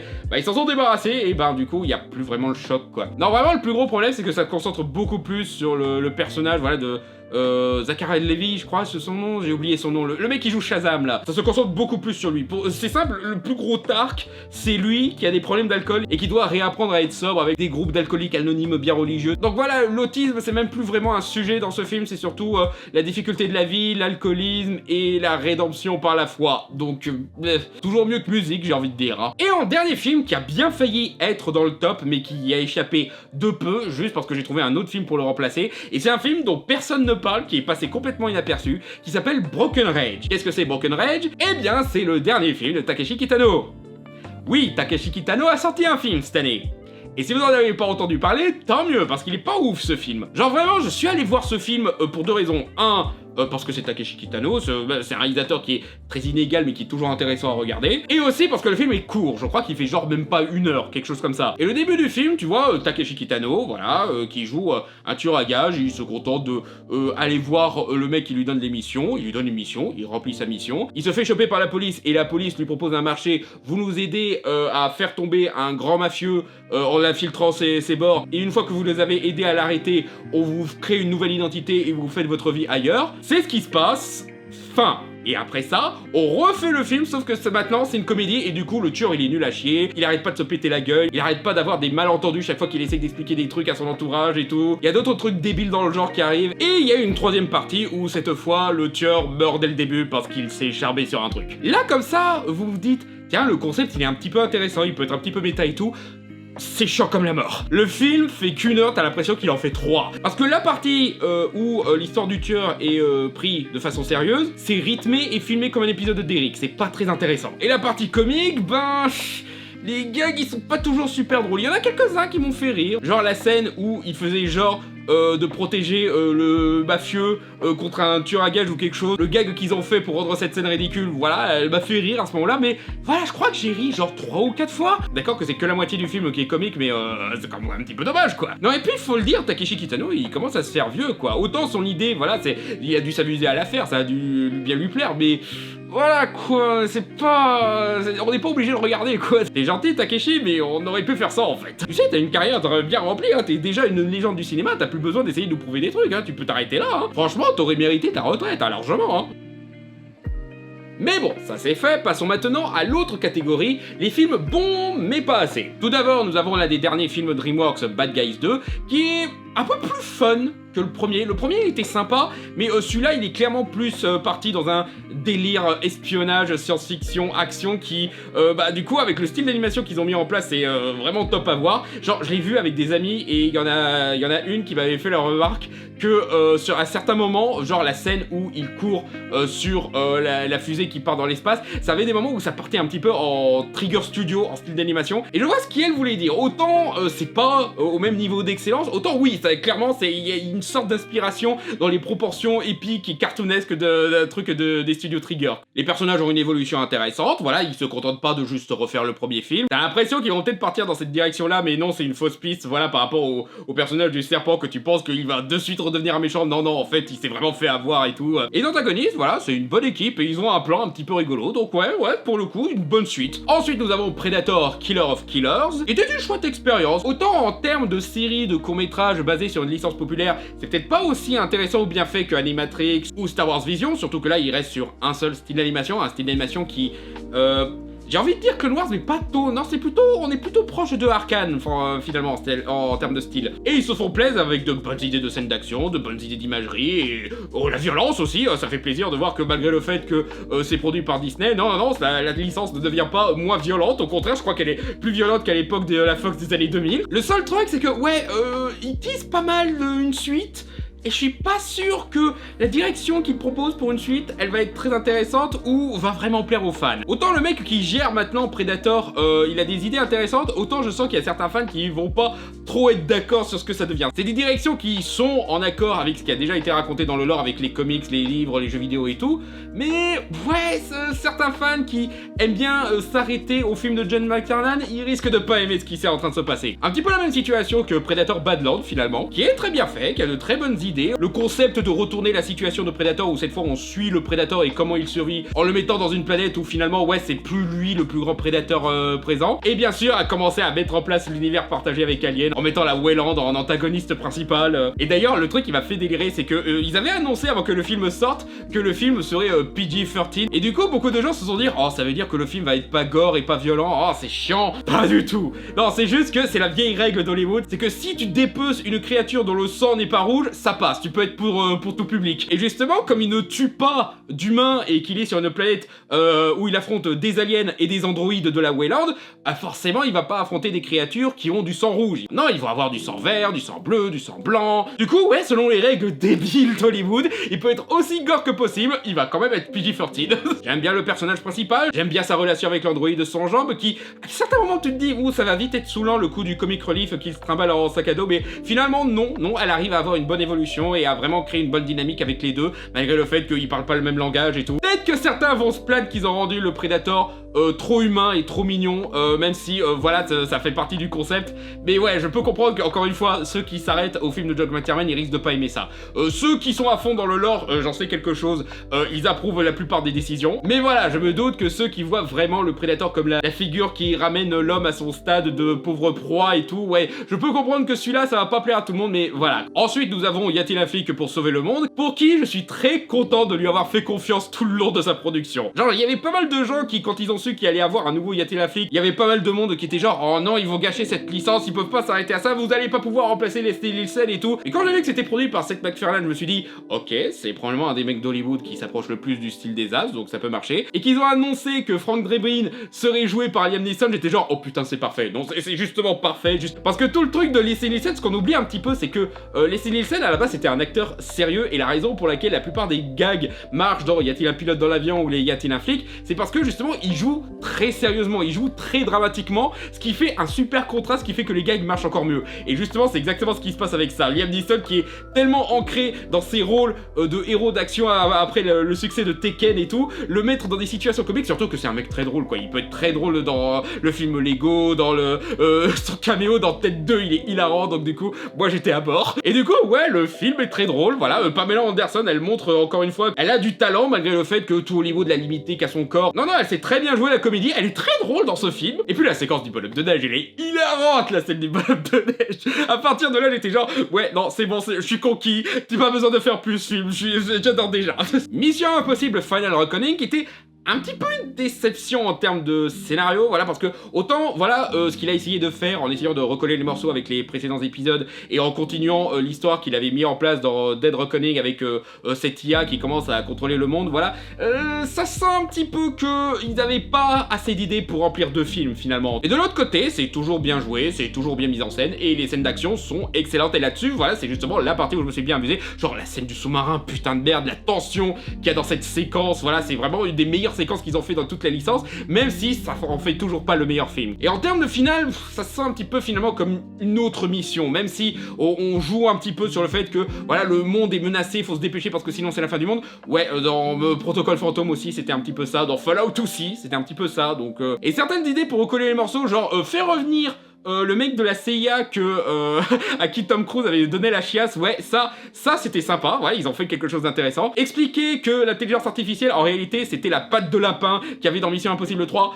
un petit peu facile, mais ok, hein, ça gage un petit peu tout l'intérêt de la patte de lapin, du fait qu'on sait pas ce que c'est, mais tout le monde la veut. Mais bon, t'essayes de donner une impression que tous les films sont liés entre eux, donc ouais, allez, oui, tu peux faire ça, à la limite. Mais bon, du coup, ça fait que le 2 est totalement délaissé, hein, je suppose qu'il est jamais arrivé. Le 4, à part le fait que Simon Pegg est dans l'équipe, voilà, il y a pas vraiment de retour. Alors qu'ils auraient pu faire un truc vite fait, genre expliquer que l'intelligence artificielle a basé sa compréhension de l'humanité et comment sauver la planète sur le discours du méchant du 4. Rogue Nation et Fallout, voilà, c'est con parce que c'est le même réalisateur que ces deux-là. Bah finalement, ils sont pas trop reliés, cela c'est un petit peu dommage. Et aussi l'autre problème du scénario, c'est que ouais, au bout d'un moment, t'en as peut-être un petit peu marre que Tom Cruise réexplique plusieurs fois d'affilée le scénario et la situation à différents personnages. Je peux comprendre qu'à force ça saoule. Au-delà de ça, je vais pas nier que je me suis bien amusé devant ce film, voilà. On aurait pu avoir un meilleur final, mais ça va. Donc par contre, le truc qui m'a fait marrer, c'est le seul truc qui fait un petit peu final, c'est bien sûr la mort de Luther, hein, spoiler, mais aussi le fait qu'ils en profitent pour refaire un petit peu à la fin de Metal Gear Solid 4 où t'as le dernier message d'un allié mort qui arrive une fois que le héros a réussi à vaincre son ennemi, à sauver le monde et tout, et qui a fait un long discours sur le fait que le monde va mieux maintenant grâce à toi, etc. Voilà, c'est peut-être le seul truc qui se sentait le plus comme un final, mais voilà, tu sens que s'ils veulent, ils peuvent en faire un autre après. Ils ont une équipe mise en place. Ethan Hunt, techniquement, il est toujours dans le coin, il peut toujours revenir pour aider ou quoi, donc voilà. Est-ce que ça va être vraiment le dernier épisode? Je sais pas, on verra bien. Le seul truc qui va vraiment mettre fin à cette licence finalement, c'est le fait qu'ils ont été un petit peu des déceptions commerciales les deux derniers. C'est un petit peu dommage de finir sur cette note là, mais voilà. Ensuite nous avons F1 qui était un film de sport plutôt classique mais bien mené, voilà, les acteurs sont charismatiques, il y a quelques moments rigolos. Le réalisateur c'est le même qui avait fait Top Gun Maverick et Tron Legacy, donc du coup il donne une très bonne esthétique à son film. En quelques défauts, ouais, il sait toujours pas écrire des personnages féminins, hein. Il y a toujours un petit problème avec ça, les personnages féminins s'arrêtent un petit peu à la copine du héros, mais au-delà de ça, voilà, ça se laisse regarder, la musique de Hans Zimmer elle est très cool, le rapport entre les personnages est attachant, voilà, et quand à la fin ils gagnent, ouais, voilà, t'es un petit peu content pour eux, voilà, mais c'est un petit peu trop classique peut-être, c'est peut-être le plus gros problème de ce film-là, mais sinon ça reste sympa. Ensuite, on revient dans le MCU avec les 2 films Marvel qui sont sortis cette année, à savoir Thunderbolt, un film sur lequel je pariais pas du tout, parce que voilà, l'équipe, elle a pas l'air très intéressante, genre, il y a pas vraiment une grande variété de pouvoirs parmi les personnages, ils ont un petit peu tous la super force, et ça s'arrête à ça. Il y a juste Bob et Phantom qui ont des pouvoirs un petit peu nouveaux, et Phantom, ils font des trucs un petit peu rigolos avec ça, mais et ouais, je comprends totalement ceux qui sont déçus que Taskmaster, déjà, qui était pas très bien traité dans Black Widow, mais là, en plus, ça devient carrément insultant. Je comprends qu'il y ait des fans qui ont été très déçus, surtout que je crois que les bandes annonces mentent sur le fait que Taskmaster est toujours en vie après cette scène. Mais sinon, ouais, comme pas mal de gens, j'ai été très surpris par la façon dont ils exploitent la partie dramatique et psychologique des personnages. Ils arrivent à rendre ces personnages attachants malgré tout. Ils arrivent à raconter une histoire intéressante sur ces personnages qui, toute leur vie, on leur a dit qu'ils étaient des merdes, mais ils doivent prouver qu'ils peuvent être des gens bien. Comment ces discours les ont détruits psychologiquement et qu'ils peuvent devenir meilleurs en s'entraidant. Voilà, ça c'est très intéressant. Et l'imagerie a quelquefois de bonnes idées. Genre, j'avoue, le coup des ombres, voilà, c'était une très bonne idée visuelle. C'était limite la seule idée visuelle qui était cool dans ce film, les ombres. Et ensuite, nous avons les 4 Fantastiques Premier Pas qui, les bandes annonces, elles vendaient quelque chose de très chouette. Et j'ai été un chouïa déçu, même si ça reste un bon film. Ça aurait pu être mieux. Genre, ça se voit que c'est un réalisateur de télé qui a fait ce film, malgré le fait qu'il essaye d'apporter une esthétique intéressante, inspirée pulp années 50 et tout, comme Les Indestructibles. Et de l'autre côté, voilà, son imagerie est un petit peu limitée. Voilà, sa caméra est parfois un petit peu trop proche. Genre, il y a une course-poursuite dans un trou de verre, voilà, où ils essayent de faire un truc où les tirs se font dévier par la gravité du truc et tout. Et conceptuellement, c'est intéressant comme scène, mais la façon dont c'est filmé, c'est pas très intéressant, malheureusement. Mais bon, voilà, c'est un petit peu par défaut le meilleur film 4 Fantastiques qu'on ait eu. Même moi qui ai beaucoup défendu les Fantastiques de Josh Trank, j'ai aucun souci à admettre que celui-là, ouais, voilà, c'est techniquement un meilleur film. Ils ont très bien défini les personnages, ils ont très bien tous adapté, ils ont très bien capté l'esprit de ces personnages, ils ont même capté le fait que Red Richards est le mec le plus intelligent et le plus con du monde en même temps. Genre, je crois que mon plus gros problème avec ce film, le plus gros défaut que je lui reprocherais, c'est peut-être le dilemme un petit peu forcé qui est au cœur du film. Galactus qui dit donnez-moi votre bébé et j'ai peur de la Terre, voilà, ça à la limite, oui, c'est un enjeu qui est intéressant. Non, le moment où ça devient un petit peu débile pour moi, c'est quand les 4 Fantastiques révèlent au monde, oui voilà, Galactus, il nous a dit de choisir entre notre bébé et la planète, bah pour l'instant on a choisi le bébé, on essaye de sauver la planète quand même. Et moi je suis genre, t'étais pas obligé de leur dire publiquement, tu pouvais juste leur mentir. Genre, à part foutre la merde et faire en sorte que toute la population s'énerve contre vous et vous exige de sacrifier le bébé, oui, forcément ça allait arriver quoi. Et quand tu t'attendais, mec. C'est le seul truc que j'ai vraiment trouvé con et qui m'a un petit peu gâché le visionnage. J'étais genre, mais pourquoi tu fais ça? Ah oui, c'est vrai, t'es Red Richards, t'es l'homme le plus intelligent et le plus con du monde. Non, par contre, j'ai beaucoup aimé Johnny. Johnny, ça a toujours été un personnage que les réalisateurs et scénaristes ont toujours eu du mal à bien capter comment le faire fonctionner. Là, ils ont trouvé la bonne formule. Genre, ok, c'est un petit comic relief qui prend un petit peu trop, tout trop à la rigolade et qui essaye de trop tout le temps s'amuser. Mais là, ils l'ont mis dans une situation où il doit être sérieux parce que les enjeux deviennent vraiment personnels, vraiment importants et tout. Et il fait preuve d'une super intelligence. Limite, il sauve le monde à lui tout seul. Bon, il a eu l'aide des autres 4 Fantastiques, bien sûr, mais voilà. Non, pour le coup, ils ont très bien compris Johnny Storm, qui est pourtant l'un des personnages où ça a toujours été compliqué de le comprendre. Mais sinon, voilà, c'est sympathique, mais c'est pas non plus le film grandiose que ça aurait pu être, quoi. Les 4 Fantastiques méritent mieux encore comme film.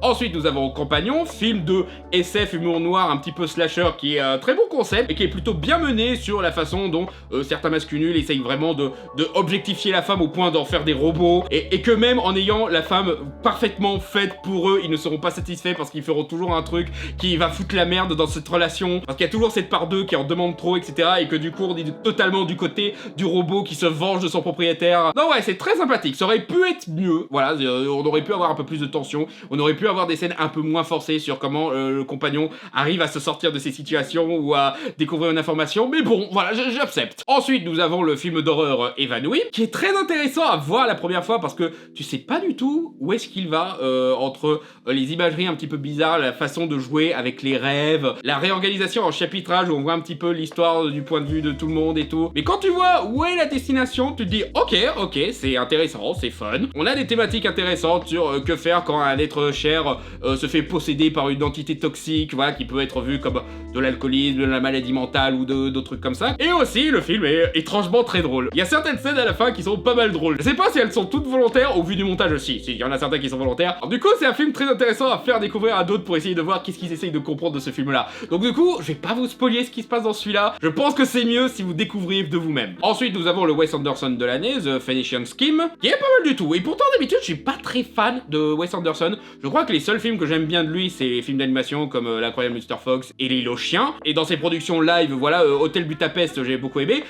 Les autres, voilà, genre French Dispatch ou La famille Tannenbaum, voilà, j'ai du mal à accrocher. La vie aquatique, à quelques moments que j'aimais bien, mais dans l'ensemble, j'avais du mal à vraiment être dans l'ensemble du film. Heureusement, The Phoenician Scheme rentre plus dans la catégorie Budapest Hotel. Les gags fonctionnent bien, les thématiques sur l'homme riche qui essaye de mettre en place ce plan pour racheter ses fautes et vraiment apporter du bien après avoir fait beaucoup de mal à ce monde. Et bien sûr, l'imagerie, bah, Wes Anderson, voilà, c'est peut-être le plus gros défaut du film, peut-être qu'il n'a pas une imagerie qui se renouvelle beaucoup. Donc du coup, ces films se ressemblent un petit peu tous, ce qui peut saouler certains. Même moi qui suis pas fan de Wes Anderson, ça m'a pas posé problème dans celui-là. Ensuite, nous avons Mr. Wolf 2, film dont l'existence est un petit peu surprenante, parce que le premier film Mr. Wolf, il date de quand? De 10 ans, quoi. Ça fait 10 ans qu'on n'a pas fait de trucs là-dessus, et c'est à peine maintenant qu'on fait le 2, tout ça pour qu'il soit bazardé sur quoi, Apple TV ou Prime Video, un truc comme ça. Et c'est pas mal du tout, c'est beaucoup moins bien que le premier, peut-être parce que on n'a pas le mystère et la joie de découvrir qui est ce personnage. Non, là maintenant qu'on comprend qui est le personnage de Mr. Wolf, du coup il est pas très développé, il va pas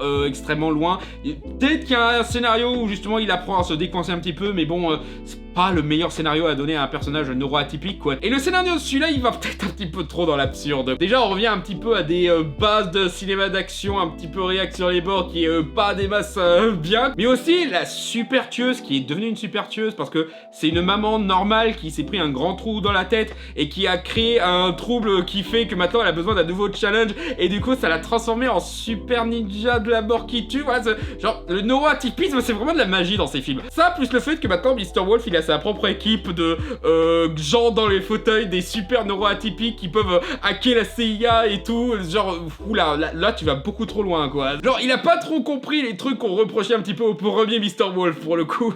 Mais pour moi, le truc qui sauve vraiment le film, le meilleur truc du film, c'est Jon Bernthal. C'était déjà un des meilleurs trucs dans le premier Mr. Wolf, mais là, comme il est dans une situation où il est beaucoup plus présent tout le long du film et qu'on développe beaucoup plus sa relation avec son frère Monsieur Wolf, on peut voir à quel point ce personnage il est chouette. Finalement, c'est lui le véritable protagoniste de l'histoire. Il a vraiment un arc héroïque où il apprend à être un peu plus ouvert émotionnellement, à mieux comprendre son entourage, qui est vraiment chouette, et il a juste des moments cool, quoi. Vraiment, la scène où ils font venir deux prostituées et ils les interrogent pour savoir pour qui ils bossent, pour retrouver tout le gang là-bas. Là. La façon dont il le joue, de façon rassurante et tout, voilà, il arrive à vraiment apporter un bon charisme à ce personnage-là. Vraiment, c'est le meilleur truc du film de loin. Autant ça aide pas beaucoup le côté un petit peu réac sur les bords, autant voilà, il arrive quand même à en tirer une bonne épingle du jeu. Ensuite, nous avons le retour de Batman Ninja qui cette fois affronte la Yakuza Justice League, qui est...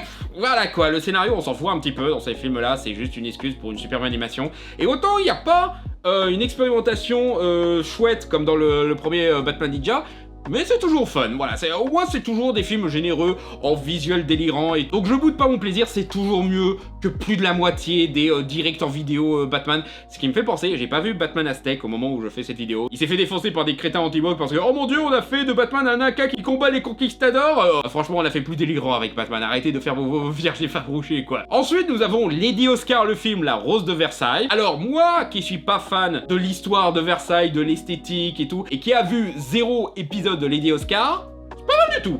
Non, franchement, l'histoire, il arrive à rendre son histoire intéressante. Peut-être parce que, justement, ça se focus sur un personnage qui refuse de rentrer dans ce moule. Bon, on se focus beaucoup sur Marie-Antoinette, son amourette secrète, on va dire. Non, parce qu'on essaye de nous faire croire que ces personnages sont hétéros, mais leur relation entre les deux... Non, je suis désolé, vous êtes gay, vous avez juste pas le courage ou la connaissance. C'est juste que, bon, je me doute que les LGBT à l'époque-là, c'était pas du tout accepté, surtout dans leur situation sociale. Mais voilà, quoi, vous êtes gay, assumez-les, les filles.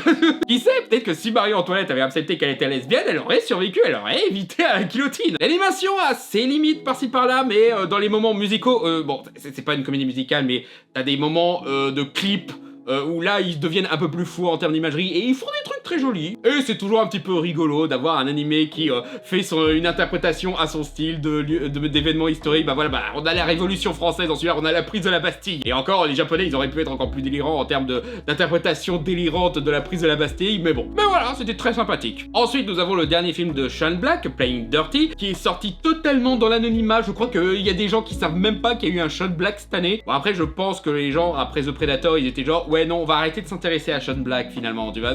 Kiss Kiss Bang Bang, Iron Man 3 et The Nice Guy, c'était bien, mais là, Et honnêtement, très sympathique. C'est pas son meilleur du tout, parce que le personnage, voilà, je pense que les gens vont avoir du mal à le trouver attachant comparé à ses précédents films, parce que, voilà, c'est un personnage qui est un peu plus compétent, donc du coup, tu n'as pas la compétence et la stupidité qui rend les personnages de Robert Downey Jr. ou de Ryan Gosling dans ses précédents films très attachants. Mais c'est un personnage qui est quand même intéressant dans le sens où, voilà, il a une vengeance, mais la personne contre qui il veut se venger fait partie d'un groupe de résistance qui a une noble cause, donc du coup, ok, je vais aider cette noble cause.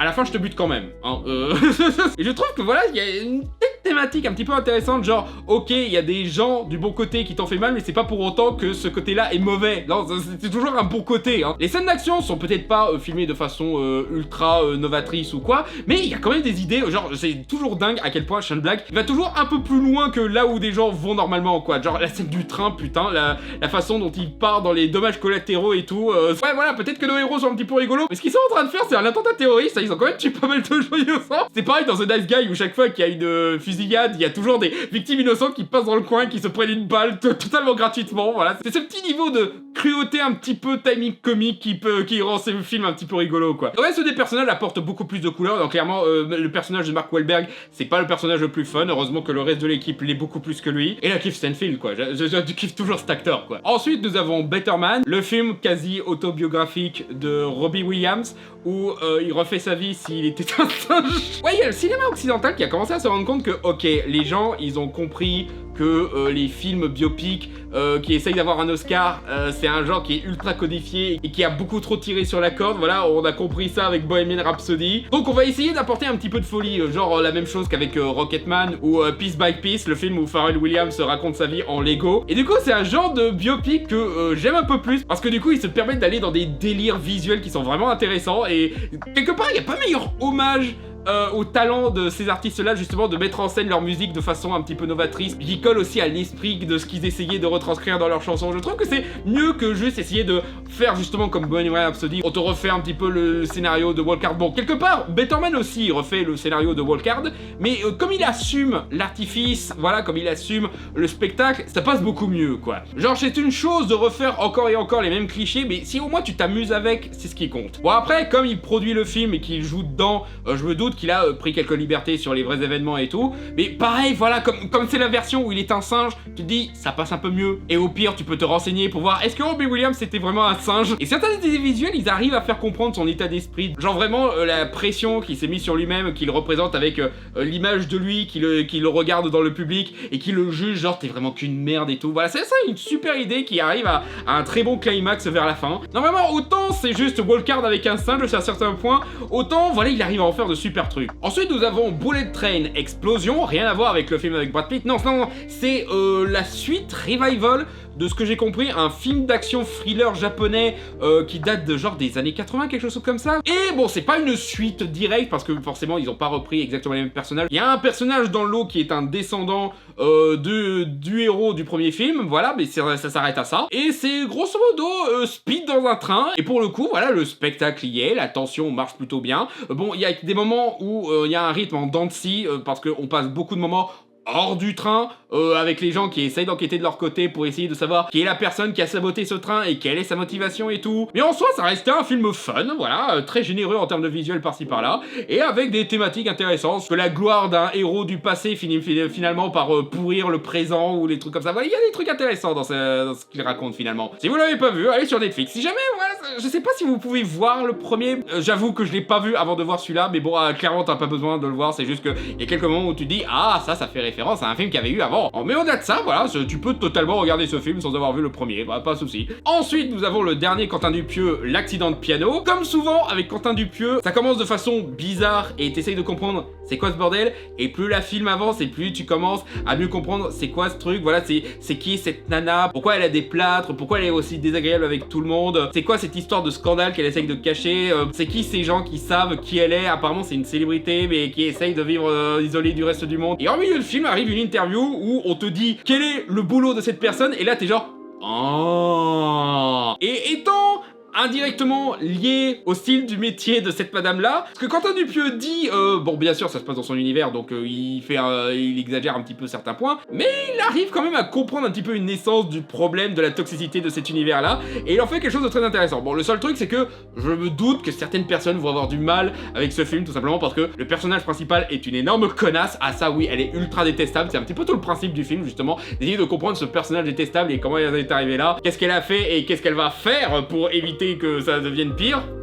Elle va empirer le truc, bien sûr. Du coup, ça donne un film, comme souvent, avec Quentin Dupieux, qui est fascinant à suivre, qui est très drôle par moments, et qui, en même temps, fait un petit peu froid dans le dos avec le sérieux de son sujet. Peut-être pas le meilleur Quentin Dupieux, mais honnêtement, c'est toujours du bon Quentin Dupieux. Toujours mieux que le deuxième acte. Le deuxième acte, ça m'a laissé un petit peu froid, j'avoue. Ensuite, je suis très content, on a eu un nouveau film Destination Finale, et putain, celui-là, il était trop fun et trop drôle. Ouais, j'aime beaucoup la licence Destination Finale. Le concept est cool, ils arrivent toujours à bien s'amuser avec ça, sauf dans le 4. Ils ont des idées créatives, sauf dans le 4, et ils ont toujours une technique bien foutue qui arrive à rendre ça assez impressionnant, sauf le 4. Le 4, il est nul à chier, non, passez du 3 au 5, vous vous embêtez pas. Et celui-là, il arrive à renouveler un petit peu le concept de façon intéressante, genre expliquer que, voilà, il y a une personne qui a réussi à échapper à la mort et qui s'est planquée pendant 50 ans, elle a eu le temps de faire une famille et tout. Ouais, du coup, ça veut dire que quand cette personne va mourir, ça veut dire que la mort va s'en prendre à eux parce qu'ils sont pas censés exister, d'où le titre Bloodline, voilà, on va tuer toute la lignée de sang. Et c'est une super idée parce que du coup, les victimes dans ce film-là, c'est une famille.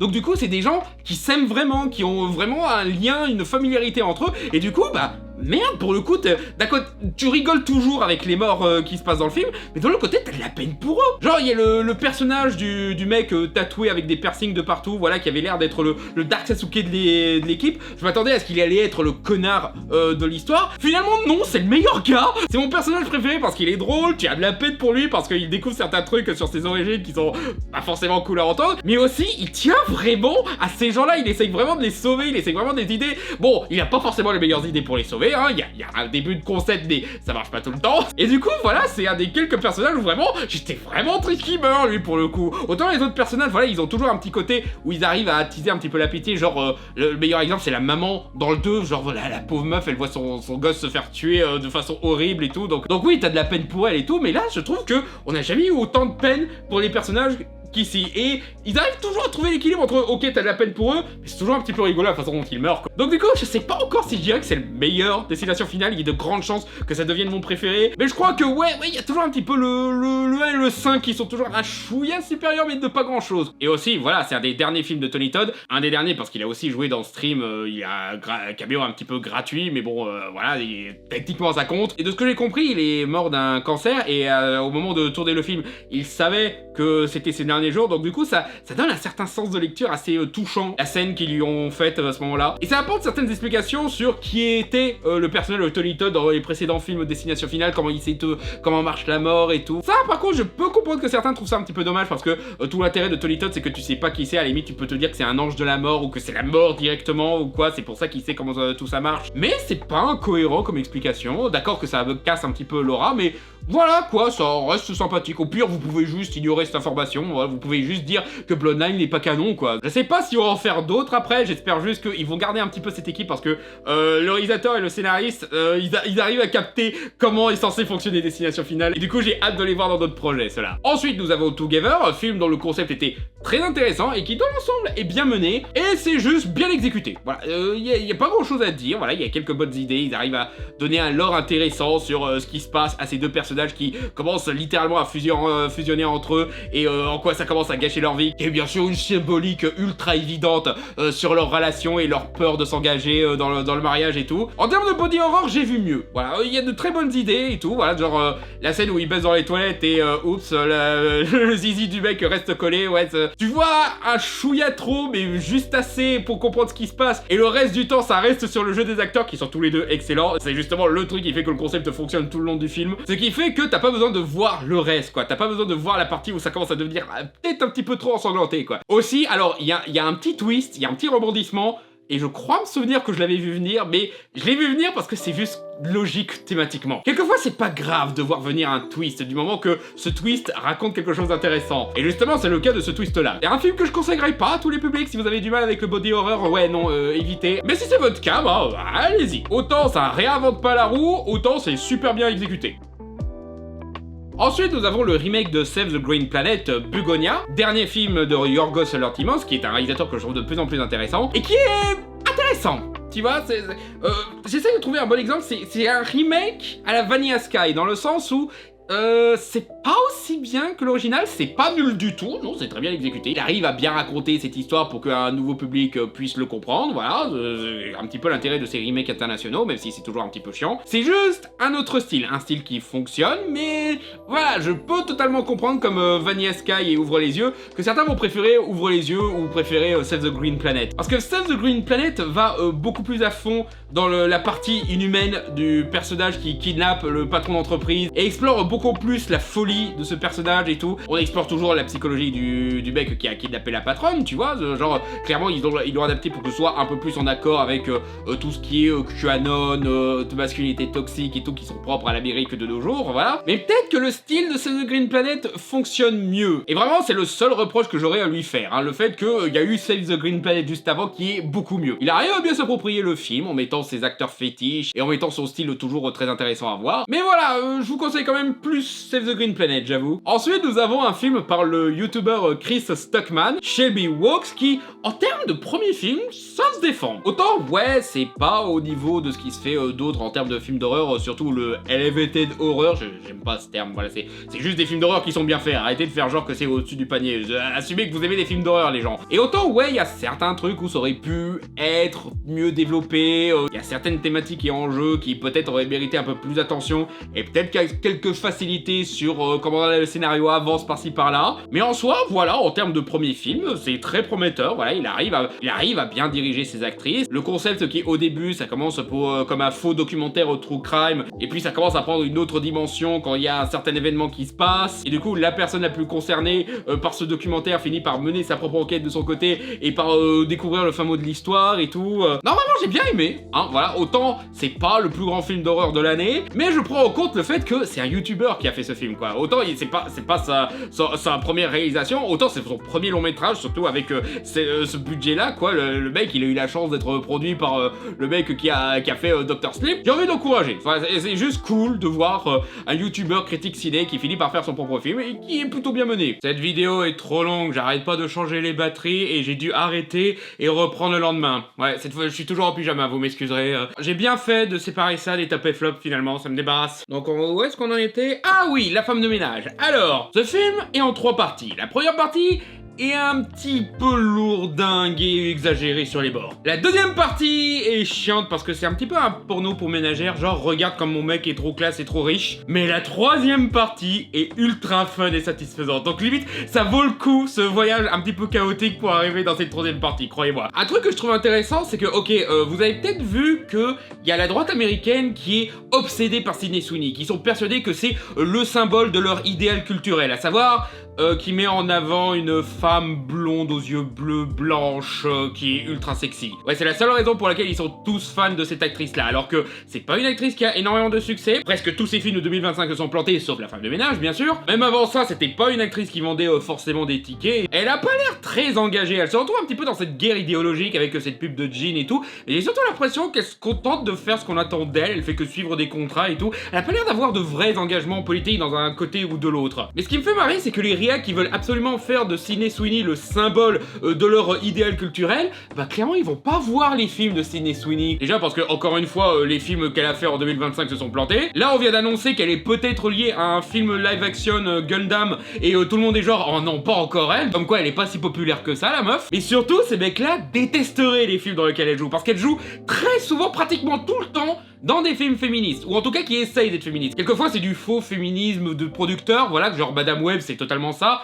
mais d'autres fois c'est du féminisme un peu plus sincère et un peu plus osé. Immaculée, là, le film qui s'est pas mal vendu sur le fait que c'est un film sur la religion et qui est pro-avortement. Elle avait même joué un petit peu avec la provoque du truc, comme quoi elle est pas vraiment engagée, c'est juste elle se contente de faire ce qu'on lui demande de faire pour vendre des produits. Pareil pour les films qui se sont plantés avec elle, je crois qu'il y en a une où elle joue une boxeuse, donc voilà quoi, combat féministe et tout. En plus de ce que j'ai vu, elle s'est un petit peu allédiée, elle a changé de coupe de cheveux pour ce film là. Et pour La Femme de ménage, le seul film qui a bien marché, c'est extrêmement drôle parce que déjà, premièrement, c'est réalisé par Paul Feig, je l'ai appris à la dernière minute et quand j'ai su ça, j'étais genre oh, c'est trop drôle. Parce que Paul Feig, c'est le mec qui avait réalisé le SOS Fantôme Féminin, le film qui a été le 11 septembre de tous ces anti-woke de merde là. Et surtout, comme tous les films de Paul Feig, ça vise surtout un public féminin. Je pense que c'est d'ailleurs ça qui a fait le plus gros succès du film. C'était enfin un film où les mamans et les tatas peuvent enfin sortir et s'amuser un petit peu. Qui n'est pas un mal, hein, elles regardent les films qu'elles veulent, hein, et tant mieux que ça les amuse. Hein. Je pense qu'elle mérite de meilleurs réalisateurs que Paul Feig, mais bon, hein, voilà. Et surtout dans ce film là où, voilà quoi,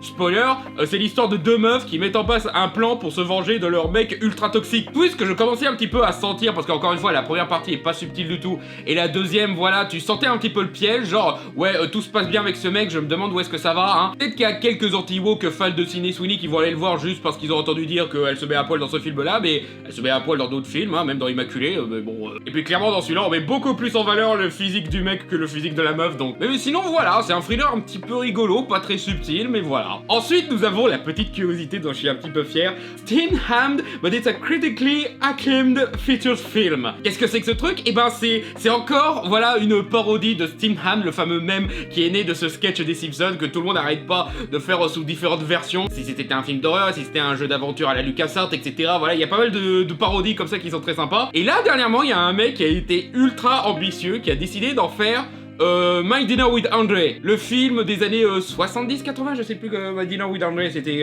en quelle année 81, donc il restait un petit peu du style des années 70, ça se voit d'ailleurs. Mais voilà, il a décidé de faire le sketch de Steamed Ham comme si c'était My Dinner with Andre. Mais il le fait jusqu'au bout, il a fait venir des acteurs et il a réussi à remplir 50 minutes avec des nouveaux dialogues qui sont juste des blagues des Simpsons qui sont bien menées. Et le pire c'est que ça marche, c'est bien exécuté, c'est bien mené et franchement ça vaut le coup de regarder au moins une fois. C'est gratuit sur YouTube si vous voulez voir. C'est tellement bien fait que bah, je le considère comme un vrai film et que je le mets en mention honorable quoi. Ensuite nous avons le troisième film Paddington au Pérou et définitivement cette licence à chaque fois je suis agréablement surpris. Parce que le premier film voilà quand il était sorti j'étais genre oh putain ça va être encore un Alvin et les Chipmunks chiant alors qu'ils auraient pu faire mieux avec Paddington. Finalement non, c'est un très bon film pour enfants, très créatif et avec une très bonne mise en scène et qui est réellement touchant et très mignon. Le 2 toujours réalisé par Paul King il est aussi excellent mais là j'avais un petit peu mes inquiétudes parce que voilà Paul King il est parti pour faire Wonka, clairement il était pas en forme pour faire Paddington au Pérou et en plus de ça on a perdu Sally Hawkins qui jouait la maman donc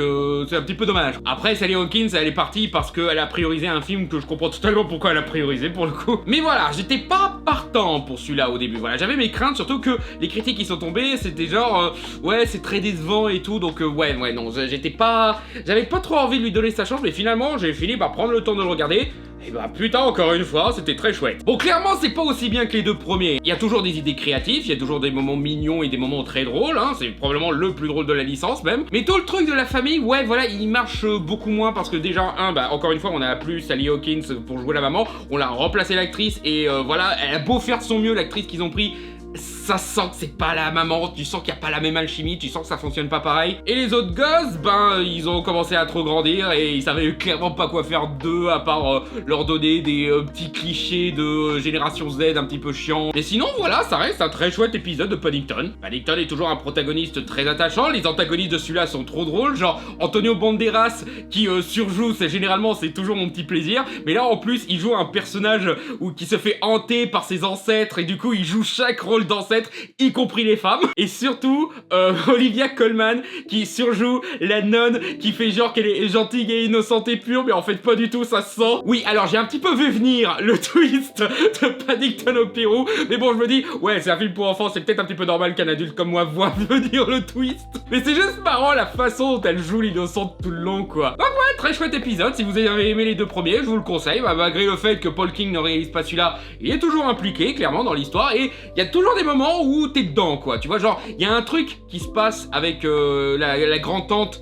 de Paddington, il lui arrive un truc et quand j'ai vu ça j'étais genre Putain la connasse. C'est peut-être moins bien mais je suis toujours impliqué dans ces personnages au point que j'ai la haine contre la personne qui s'en prend à la grand-tante de Paddington quoi. Comment osez-vous vous en prendre à une personne aussi fragile, aussi innocente? Non vraiment c'est toujours cool Paddington, n'hésitez pas. Ensuite nous avons Omniscient Reader's Prophecy qui de ce que j'ai compris c'est une licence un petit peu à la Solo Leveling. C'est pas exactement un webtoon mais c'était un bouquin coréen qui était très inspiré des webtoons qui sortaient dans cette période là. Et je le trouve intéressant parce que déjà il est très bien réalisé, il est très fun. Il y a pas mal d'idées de mise en scène dans les scènes de combat qui sont assez fun, voilà, faut le dire. Mais ce que je trouve intéressant, c'est que voilà, il y en a beaucoup qui ont étudié les webtoons et qui ont remarqué qu'il y avait un petit peu ce schéma un petit peu toxique du mec qui est solitaire et qui s'en sort parce qu'il a plus de chance que les autres et qu'il arrive à profiter du système en trichant et tout, et qu'il devient une meilleure personne en devenant plus expérimenté, en devenant plus riche, en arrivant à se mettre au-dessus des autres et tout, voilà, c'est... Et les autres, voilà, même s'il y a des gentils dans l'eau, ce sont tous des merdes qui vont tous finir par crever, qu'il vaut mieux qu'ils s'en détachent et qu'ils restent jusqu'à la fin. C'est des messages qui ont souvent été critiqués dans ce genre-là, mais j'ai l'impression que ce film-là,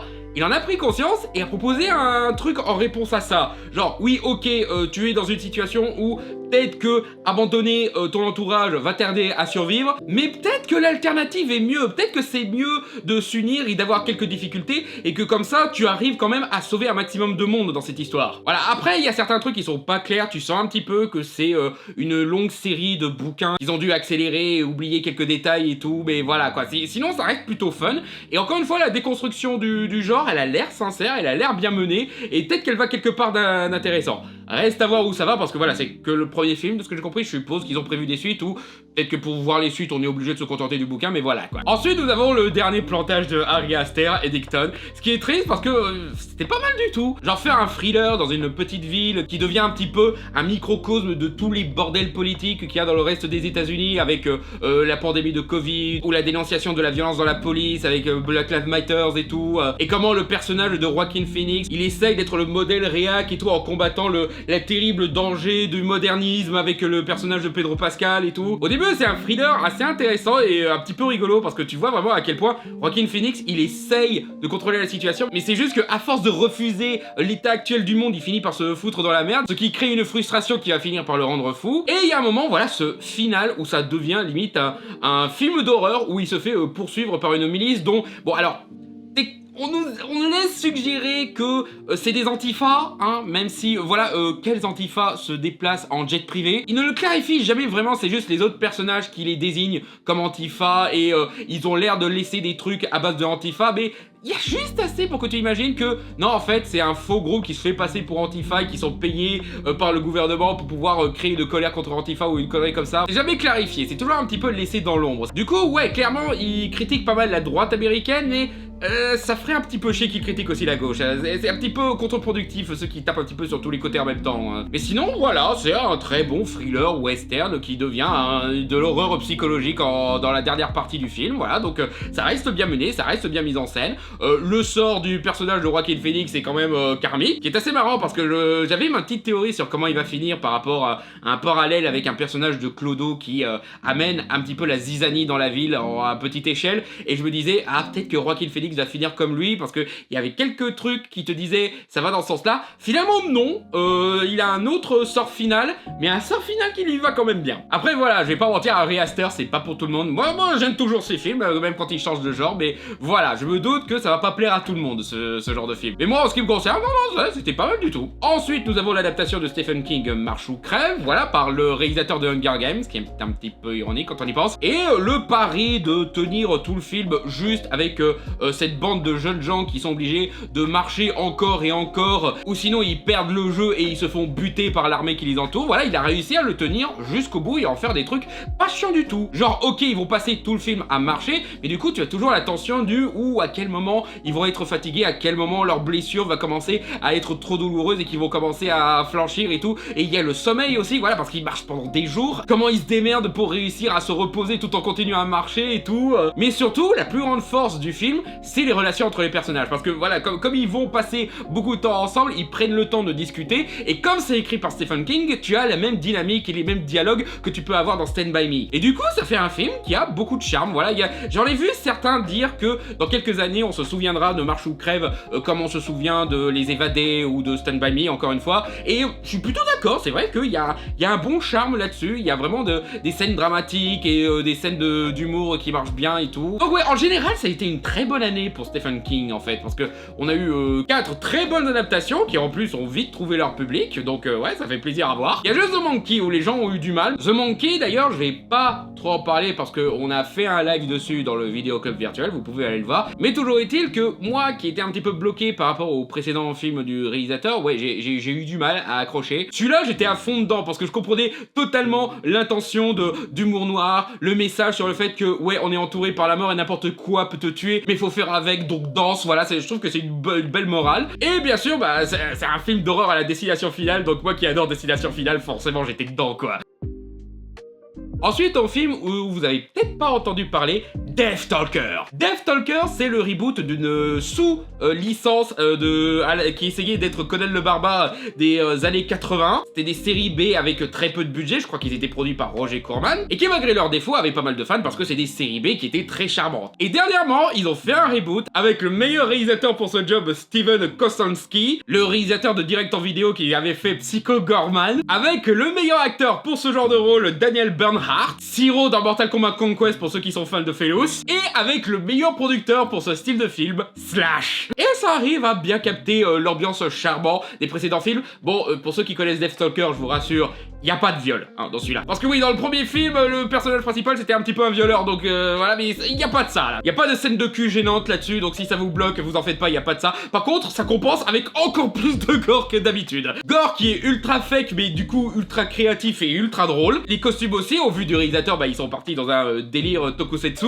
Donc c'est Deathstalker contre des monstres de Power Rangers, hein, bah, moi je suis pour, hein. Et ils arrivent à capter le côté film d'aventure avec un petit peu d'humour, mais sans en faire une pantalonnade. Alors certes, le concept du film est complètement absurde, mais voilà, ils l'assument, tu vois, ils assument l'absurdité, ils y croient, c'est fait avec sincérité, ils aiment vraiment ce genre d'histoire, même si c'est débile. L'humour vient principalement du caractère des personnages, voilà, comme il faut en fait. Deathstalker, voilà, c'est un petit mélange entre les deux premiers interprètes de Deathstalker, donc on a un petit peu le physique du premier et un petit peu le style de héros un petit peu débile qu'il y a dans le 2, donc un petit peu Bruce Campbellien, et ça fait juste un film fun. Alors certes, voilà, en termes d'écriture, c'est un petit peu zéro, hein, la leçon de morale, genre reconnaître le cœur de quelqu'un, voilà, c'est un petit peu absurde, mais ça va avec le charme de ce genre de série B de merde. Donc ouais, si c'est votre délire, allez-y, ça vaut le coup. Ensuite, nous avons le film d'animation 100 mètres, voilà, que vous pouvez retrouver sur Netflix, et même si vous n'êtes pas fan d'athlétisme, regardez-le parce que c'est vraiment un très bon film, comme beaucoup de bons films de sport. Il arrive à capter l'attention du spectateur en se concentrant surtout sur les personnages, leur psychologie, la dualité entre leurs rêves, leurs ambitions et les problèmes de la réalité. Et surtout, comme c'est un film d'animation, ils font des expériences avec ça, ce qui fait que aucune des courses ne ressemble à une autre et ils sont toutes super bien animées. Mon détail préféré, c'est que les décors sont crayonnés en fait, ce qui donne un certain cachet au film, mais aussi quand ils font une séquence où t'as un POV qui se déplace dans un de ces décors, voilà, t'as l'aspect crayonné qui passe et ça donne un super rendu. Pas très long quand ça arrive, mais quand ça arrive, c'est super top. Et aussi, il s'amuse beaucoup sur le fait que quand tu cours à 100 mètres de toutes tes forces, t'as jamais une tête très glamour, quoi. T'es toujours donc ouais, très bon film, si vous êtes fan d'animé de sport, ah bah celui-là c'est un très bon exemple de ça. Et pour finir, en film bon mais pas assez, nous avons Maria. Alors oui, je sais, j'ai un long passif de haine sur Angelina Jolie. Mes raisons étaient deux. C'était à la mode à l'époque d'avoir un running gag où tu tapais régulièrement sur une certaine célébrité, donc je faisais que suivre une tendance, et justement là la tendance sur laquelle je tombais le plus souvent c'était Angelina Jolie parce qu'elle jouait dans pas mal de films qui se voulaient geeks. Pas mal de ces films étaient pas ouf du tout, donc je suis désolé les nostalgiques, mais les films Tomb Raider où elle était dedans, non c'était nul. Et aussi j'aimais pas la façon dont on nous la vend comme un sexe symbole que tout le monde fantasme, alors que elle a jamais été vraiment mon style. Mais là j'ai remis en question ma vision vision de Angelina Jolie ces dernières années, et j'ai fini par voir que, ah oui, peut-être que la raison pour laquelle je la trouve pas sexy, c'est parce que même elle aime pas ce genre de rôle, voilà, elle a l'air d'avoir d'autres ambitions, elle fait juste que Hollywood lui demande d'être, et même elle aime pas ça, et c'est pour ça que j'adhère pas, parce que justement, comme elle aime pas jouer ce genre de rôle, bah je l'apprécie pas quand elle fait ce genre de rôle. Parce que moi j'ai rien contre des acteurs sexy, du moment qu'ils sont volontairement sexy. Si c'est contre leur gré, voilà, il y a toujours un truc qui me bloque. Et que maintenant qu'elle a mis ça de côté, qu'elle fait maintenant plus des films qui correspondent plus à ses sensibilités artistiques, bah là je la trouve beaucoup plus intéressante. Aussi, alors je dis pas ça pour être insultant du tout, mais je trouve que avec l'âge, voilà, ce qui me gênait dans son physique se normalise un peu plus. Maintenant qu'elle assume un peu plus que c'est une dame qui commence à avoir un certain âge, qu'elle essaye plus de se vendre comme un sex appeal comme le faisaient des films nuls à chier comme Wanted et tout, bah limite je l'apprécie encore plus physiquement comme ça. Et surtout dans le cas de Maria, bah oui j'ai eu confirmation que ouais l'échange c'était pas un accident, non elle est vraiment capable de bien jouer, c'est juste que putain tous ces films hollywoodiens de merde qui la faisaient mal jouer juste pour qu'elle soit jolie pour être jolie, même dans Maléfique. Donc du coup ok, j'ai dit beaucoup de conneries sur Angelina Jolie et j'admets que j'ai eu tort. C'est juste dommage qu'on ait dû attendre qu'elle finisse de faire des films pour Disney pour que ça soit évident. Et au-delà de ça, ouais c'était un très bon biopic dramatique sur cette je sais pas c'est quoi le terme, j'ai envie de dire chanteuse, mais c'est voilà, c'est une chanteuse d'opéra ou cantatrice, je sais pas, je connais pas le terme, hein. J'ai vu le film, je me souviens plus le terme qu'ils utilisent, je sais même plus s'ils utilisent le terme, et c'est un très joli portrait sur les dernières années de cette artiste qui est frustrée par le fait que c'est ces dernières années qu'elle a plus le talent qu'elle avait quand elle était plus jeune, et qui essaye tout de même de trouver un sens à son existence malgré que maintenant sa carrière est terminée. Et c'est un film intéressant parce que c'est le même réalisateur que Jackie, voilà, le film sur la femme de Kennedy jouée par Natalie Portman, et dans ce film-là, je trouvais son style aller un petit peu dans tous les sens sans un réel plan. Là par contre il y a un plan et du coup son style il marche beaucoup mieux. Et d'ailleurs en parlant de Jackie, le truc marrant que j'ai remarqué c'est que il y a Kennedy dans Maria, voilà, le président Kennedy qui a un petit rôle, et il a repris le même acteur qui jouait le président Kennedy dans Jackie, qui d'ailleurs jouait aussi le président Kennedy dans Blonde, le film Netflix sur Marilyn Monroe. Parce que apparemment c'est un acteur qui est très demandé pour jouer le président Kennedy parce qu'il lui ressemble vraiment. Bah, ok, c'est un petit peu rigolo que le mec soit casté dans un rôle bien précis et qui accidentellement il crée ce multivers Kennedy Universe là, à savoir le vrai monde maintenant que j'y pense. Du coup, est-ce que ça veut dire que si Jackie arrivait dans ce film, elle serait encore jouée par Natalie Portman ou Mais ouais, cette fois-ci le réalisateur il a réussi à me toucher. Là pour le coup j'étais vraiment intéressé par ce personnage, sa relation avec les différents personnages, surtout les deux serviteurs qui s'occupent d'elle là, et il dirige très bien Angelina Jolie. Alors je me doute que c'est pas vraiment elle qui chante dans les moments où Maria chante, peut-être que si, elle a encore plus de talents qui ont mal été utilisés durant toutes ces années, mais la façon dont elle joue ces scènes là, ouais putain elle est déchirante. Vraiment c'est un crime qu'on l'ait pas laissé utiliser ce talent là dans ses précédents films. Genre peut-être que j'aurais mieux apprécié Maléfique si on l'a laissé jouer aussi bien que ça. Voilà, comme je disais, il y a pas mal de films que j'ai oubliés. Bon celui-là je comprends pourquoi je l'ai un petit peu oublié. Novocaine, qui était un film très sympathique en soi, voilà, il profite bien du concept pour faire des scènes d'action John Wick-ienne, comme vous en doutez, dans ce genre de film maintenant. Le personnage principal est très attachant, t'as envie de le voir heureux et tout, mais voilà quoi, avec le délire de ce mec qui se retrouve dans une situation d'action alors qu'il ne ressent pas la douleur, voilà, je pense qu'on aurait pu aller encore plus à fond. Il y a des fois, il y a un rythme un petit peu en dents de scie, malheureusement. Ensuite, nous avons Zootopie 2, qui était une très bonne suite. Alors, je pense que le propos du premier film était un peu plus universel, celui-là il vise beaucoup plus ce qu'il essaye de faire comprendre, du coup il y a un propos bien précis, mais ça compense largement par le fait que le film est juste plus fun et plus drôle. Ce qui est étrange à dire parce que c'est pas exactement ce qu'on attendait d'une suite à Zootopie, mais c'est quand même très bien qu'on ait ce niveau de divertissement. Honnêtement, de la part de Disney, on a eu pire comme suite ces dernières années. Ensuite, nous avons The Toxic Avengers, un film que pratiquement tout le monde a oublié que ça sortait parce que on l'a annoncé il y a genre 4 ans et il a traîné dans les festivals et puis après on n'a plus entendu parler de lui et il a fini par être bazardé sur une plateforme comme ça, donc c'est un petit peu dommage, mais voilà, ça reste une série B qui s'assume, très sympathique, avec un univers très rigolo. Peter Dinklage est excellent dans le rôle. Bon, c'est un petit peu dommage qu'il ait pas vraiment mis le costume, que ce soit une autre personne de petite taille et lui qui fait la voix, mais voilà, ça reste quand même amusant. Et puis voilà, c'est toujours cool de revoir Elijah Wood dans d'autres rôles que du Hobbit. Et enfin, l'agent secret, je sais même plus si je l'ai vu avant ou après avoir tourné ce vlog, pour vous dire. Celui-là, je suis allé le voir juste parce que tout le monde me le conseillait, et dans la façon dont le film se vendait, je pensais que ça allait être un thriller d'espionnage un petit petit peu comme Munich ou Conversation secrète, bah finalement j'ai plutôt eu un film à la Martin Scorsese à l'ancienne où il montre tout cet univers urbain, ce monde où la criminalité est banalisée et tout, et comment des gens arrivent à survivre. Voilà, c'est pas seulement sur le scénario de ce fameux agent secret, c'est aussi sur le quotidien de toutes ces personnes qui gravitent autour, et surtout ce que devient cette ville, que devient cet univers dans le futur. Voilà, parce que spoiler, il y a des moments qui se passent à notre époque, ça va quelque part, ça surprend au moment où ça arrive, mais voilà quoi. Et vraiment c'était très bien mené, il y avait vraiment des moments de fantasy qui arrivaient bien à illustrer à quel point ce monde est en totale perdition, et c'est vraiment fascinant à voir. J'étais pas dans les meilleures conditions pour voir ce film, mais honnêtement de ce que je me retiens de ce film, il y a quand même des choses intéressantes que je pense qu'il faudra que je redécouvre, parce que c'était vraiment excellent. Donc, enfin, nous arrivons à la dernière catégorie des mentions honorables, et c'est la catégorie presque dans le top. Des films que je kiffe tellement que j'étais parti pour les mettre dans le top, mais on a trop eu de bons films en 2025, donc du coup j'étais obligé de les dégager. Pour commencer, croyez-le ou non, on a Dogman, qui a l'air tout con comme film, voilà, ce film avec un concept enfantin, je crois que c'est par le même que le personnage a été fait par le même créateur que Captain Super Sleep ou un truc comme ça. Alors certes, c'est très enfantin et très débile, mais ils arrivent à parfaitement exploiter tout le potentiel comique de ce concept à la con. Genre rien qu'au début du film, où ils sont encore séparés, le flic et le chien, et que le flic il est genre, s'il m'arrive quelque chose, je voudrais que tu t'occupes de ma femme, et tu le vois sortir une photo avec sa femme, et de l'autre côté t'as le chien qui fait... il sort aussi une photo, et tu vois une photo de lui avec une balle.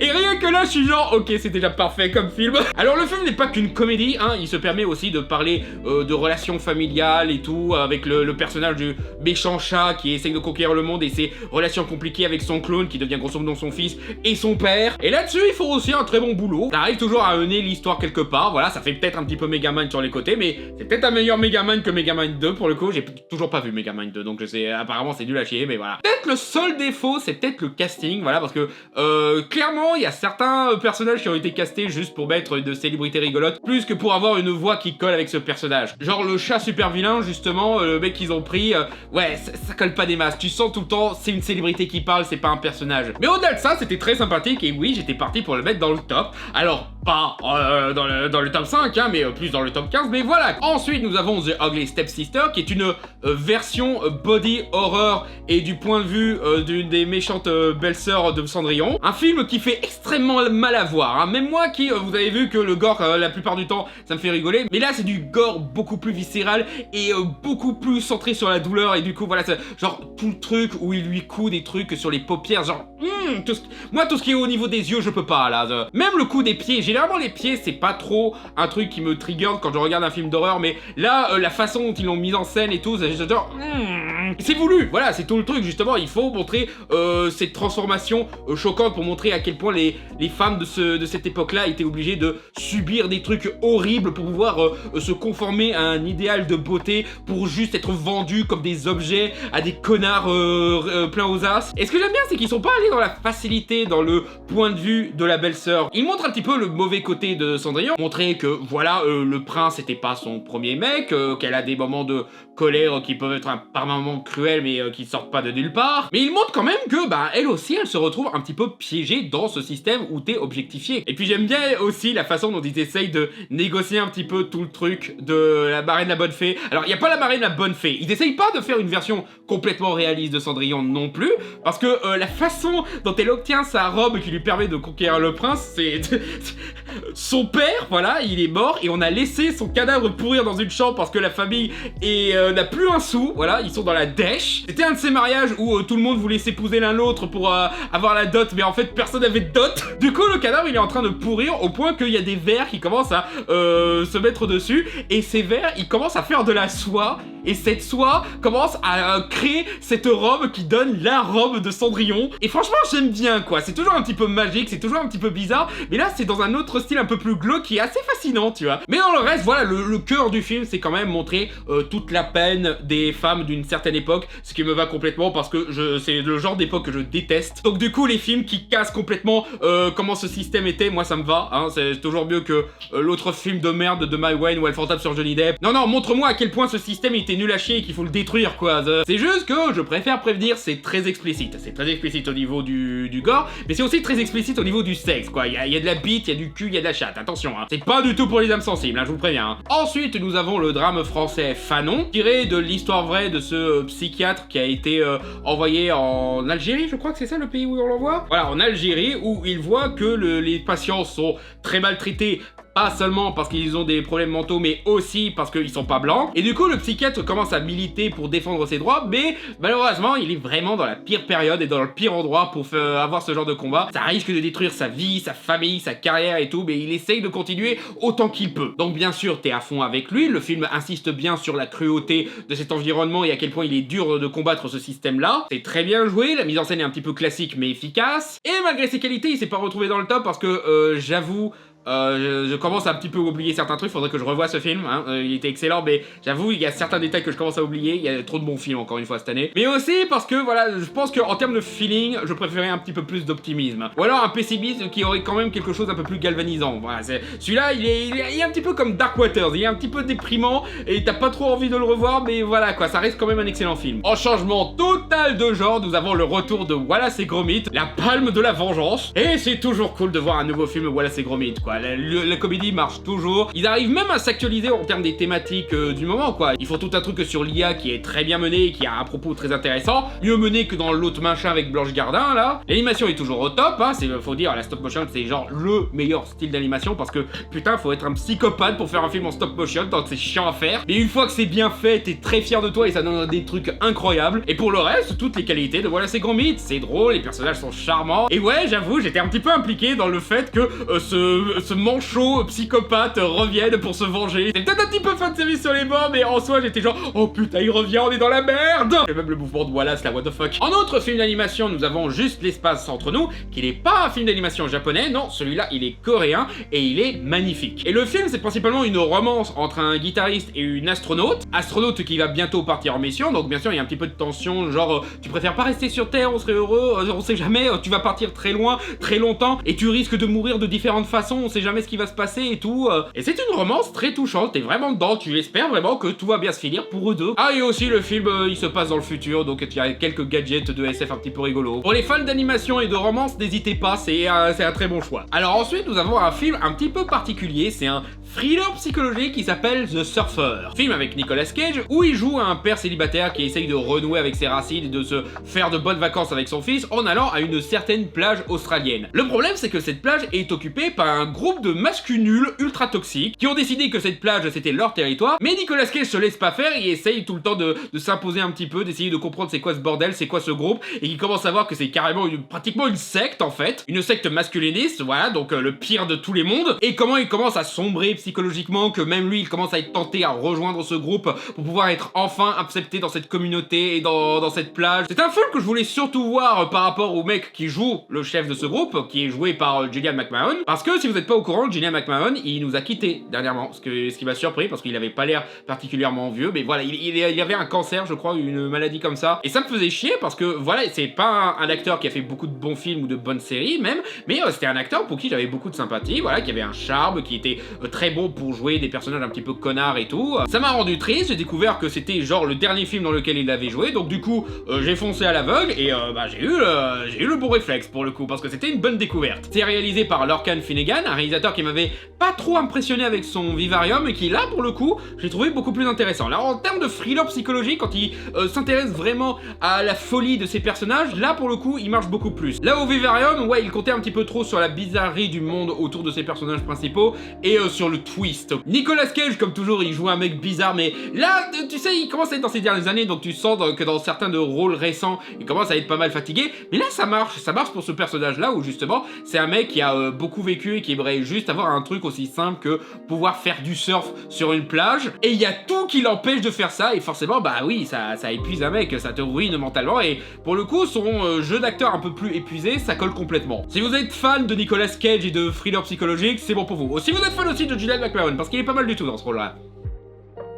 Alors ensuite nous avons un film qui a déçu énormément de monde, mais que moi j'ai trouvé quand même très bon, Mickey 17. Alors oui, spoiler, ce film a une happy ending, ce qui est très surprenant de la part de Bong Joon-ho, j'avoue, parce que de mémoire, ouais, tous ces films se finissent mal quoi. Je crois que la meilleure fin qu'on ait eue c'est dans Okja, et encore dans Okja on montre quand même que ouais, le monde reste tout pourri et horrible, c'est juste que vous deux vous avez survécu quoi. Mais après celui-là aussi, si tu y réfléchis bien, il y a une petite happy ending, mais elle est pas complètement happy avis quoi, il y a quand même un spectre de où ça pourrait redevenir pourri justement avec la scène du cauchemar qu'il a à la fin, mais voilà. Mais sinon voilà, on retrouve un petit peu tout ce qu'on aime bien avec Bong Joon-ho, sa direction d'acteur au top, son propos anti-système, ses personnages hauts en couleur, genre ok, Mark Ruffalo il est assez absurde dans son imitation de Trump, mais je trouve que ça rend bien avec l'univers, parce que clairement on est dans un univers un petit peu délirant avec ces insectes qui sont capables de faire des blagues, ou tout le truc de cloner les gens comme si vous étiez des feuilles dans une imprimante quoi. C'est déjà un univers absurde, donc du coup quelque part une interprétation comme le fait Mark Ruffalo ça marche. Mais voilà, le plus important dans ce film là c'est surtout Robert Pattinson qui joue enfin avec quelqu'un de sa mesure, Robert Pattinson. Encore une fois c'est dingue à quel point on a gâché le talent de ce mec dans la période Twilight, alors qu'en vrai il est capable de jouer des tas d'autres rôles. Là il joue deux styles de personnages bien différents et il le fait super bien. La technologie utilisée elle est ultra convaincante, genre t'as vraiment l'impression qu'il y a deux frères jumeaux là dans ce film là, et tout le propos que ça accompagne, voilà quoi, genre littéralement l'ancien clone qui refuse de se laisser crever, bah il gâche un petit peu les plans du nouveau clone qui était déjà sur le point de profiter de sa nouvelle vie là, donc du coup il s'entretue et petit à petit il commence à se rendre compte que non en vrai on devrait s'unir contre les patrons qui nous exploitent et tout, et même par rapport à la copine de Mickey, voilà le personnage joué par Naomi Aki qui est de loin le meilleur personnage du film, non seulement parce que l'actrice est très jolie mais aussi parce qu'elle joue super bien la nana qui se laisse pas faire, et aussi parce que quand elle voit qu'il y a deux Mickey, bah elle se dit plan à 3 et genre, ouais, voilà, vous pouvez juste pas correspondre à ce qu'on attend de ce système-là et faire ce que vous voulez sans vous entretuer, quoi, les gens, quoi. Est-ce que c'est un trouble ou est-ce qu'elle couche deux fois avec le même mec? À vous de voir, quoi. J'aime bien l'idée du trouble, quoi. On fait pas assez de représentation des troubles, en vrai. Mais ouais, voilà, c'est peut-être pas le meilleur de Bong Joon-ho, hein, je le reconnais, mais ça va, quoi, c'est quand même un bon Bong Joon-ho, quoi. Juste après Parasite, ouais, c'est beaucoup moins bien, mais voilà, quoi, on va pas se refuser son petit plaisir. Ensuite, nous avons un autre film stop motion, un tout autre style que, voilà, c'est gros mythe, Mémoire d'un escargot, voilà, totalement un autre style, à une autre exécution aussi, parce que l'animation est beaucoup plus limitée, mais c'est pas forcément un mal. Je trouve même que ça donne un certain cachet, le fait qu'il y a un petit peu ce côté amateur dans les animations. Ça rajoute un petit côté un petit peu brut, un petit peu le côté, c'est un monde imaginé par un enfant, ce qui colle complètement avec cette histoire qui est racontée d'un point de vue d'un enfant. Et oui, je rejoins complètement les critiques, ce film est excellent. Il traite très bien des sujets sur le fait d'être des différents, que ce soit mentalement ou physiquement, de ce qu'on attend des gens de notre société, ou même de la classe sociale. C'est un réalisateur, je crois qu'il avait déjà été acclamé pour son précédent film parce qu'il traitait très bien de l'autisme, et je crois me souvenir que, ouais, voilà, c'est jamais vraiment explicité dans Mémoire d'un escargot, mais c'est pas mal suggéré, et je pense que pas mal de neuroatypiques vont confirmer, hein. Et c'est une histoire qui est parfois drôle, parfois dérangeante, mais souvent dramatique. Ouais, voilà, c'est pas un film qui te cache le fait que la vie de ces personnes-là sont quand même assez tristes, quoi. Ça va jamais à l'excès, vraiment,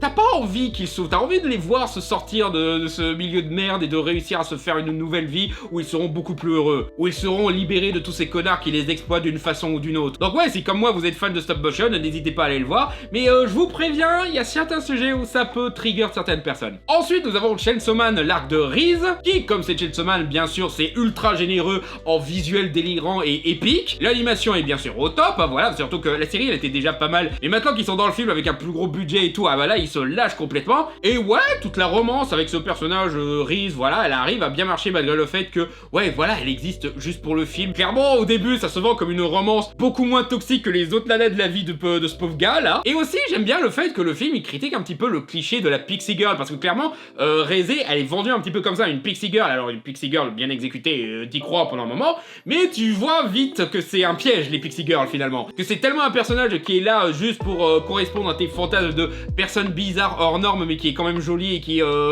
s'intéresse quand même à toi, qui arrive à rendre ta vie meilleure parce que elle t'inspire le courage de sortir un petit peu des normes et tout, mais que voilà, ça reste un piège parce que c'est un cliché qui est de plus en plus vu et c'est quelque chose qu'on peut utiliser pour te piéger, pour te manipuler. Donc il y a un petit peu de cette remise en question du cliché qui est assez intéressant. Et pour ce qui est de la continuité avec la série, bah c'est pas conseillé de regarder le film sans avoir vu la série parce que c'est littéralement la suite de la série, mais ils ont eu l'intelligence de adapter un arc que, de ce que j'ai compris, il aura pas un gigantesque impact sur le reste, c'est juste une petite série d'événements qui sont bien isolés et qu'on peut adapter dans un autre format comme un film. Je crois juste que ça introduit quelques personnages qui sont importants plus tard, comme le requin, je suppose qu'il va revenir plus tard. J'ai pas lu le manga, j'ai juste regardé la première saison de l'anime et le film, hein. Donc du coup, rassurez-vous, les fans de Chainsaw Man, je pense pas que ce soit obligé de regarder ce film pour comprendre la saison 2 qui arrive bientôt. Mais ouais, c'est peut-être le plus gros problème, c'est que c'est pas ouvert à un nouveau public, ce film-là. Ensuite, nous avons The Brutalist, qui s'était bien accroché dans le top jusqu'à un certain moment. Film dont j'ai pas grand-chose à dire, à part que, ouais, voilà, c'est super bien réalisé, les acteurs sont top, et c'est un très bon portrait de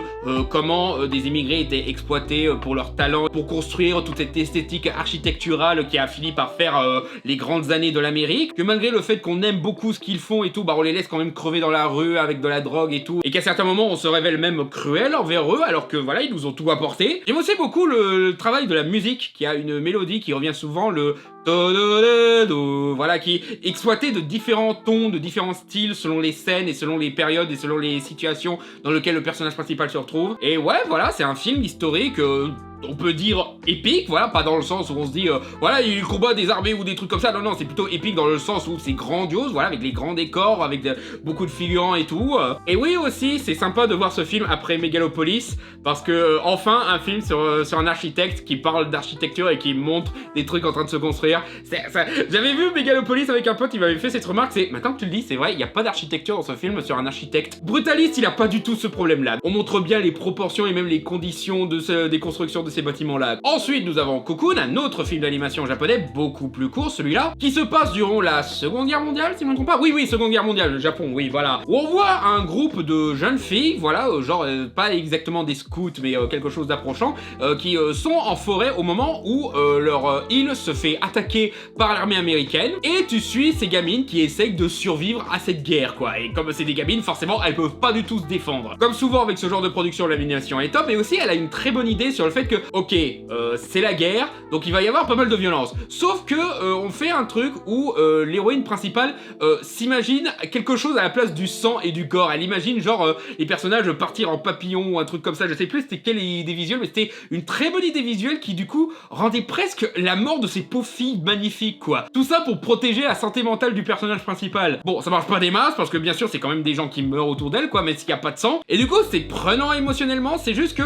c'est un film court qui du coup peut-être qu'il aurait pu être un peu plus développé sur les bords. C'est très bien développé en soi, mais voilà quoi, il y a quand même ce truc qui me dit c'était pas assez, je suis obligé de le mettre de sortir petit à petit du top, et bah voilà, il y a eu trop de bons films encore une fois. Ensuite nous avons le film Looney Tunes, Daffy et Porky sauvent le monde. Déjà le fait que ce film ait réussi à survivre au règne de terreur de David Bâtard, là rien que pour ça, je suis très content que ce film soit enfin sorti. Mais aussi le film il est juste drôle, voilà, c'est probablement le meilleur film Looney Tunes qu'on ait jamais fait. En mettant Roger Rabbit de côté, hein, on peut dire que c'est pas seulement Looney Tunes celui-là. Mais c'est plus drôle que Space Jam où les Looney Tunes passent à l'action, ou Space Jam 2. Comme le film il est complètement animé, bah du coup il se permet des expériences en termes de visuel et tout. Genre j'aime beaucoup le fait que le fermier qui les a élevés, il est tout le temps dans ce style de dessin que vous voyez qu'on réserve généralement pour des images fixes ou pour des décors, vous voyez, il est tout le temps comme ça. Même quand il se déplace, du coup t'as juste un calque nul comme ça qui bouge un petit peu. C'est de l'humour très Bob l'éponge, ce qui est plutôt approprié parce que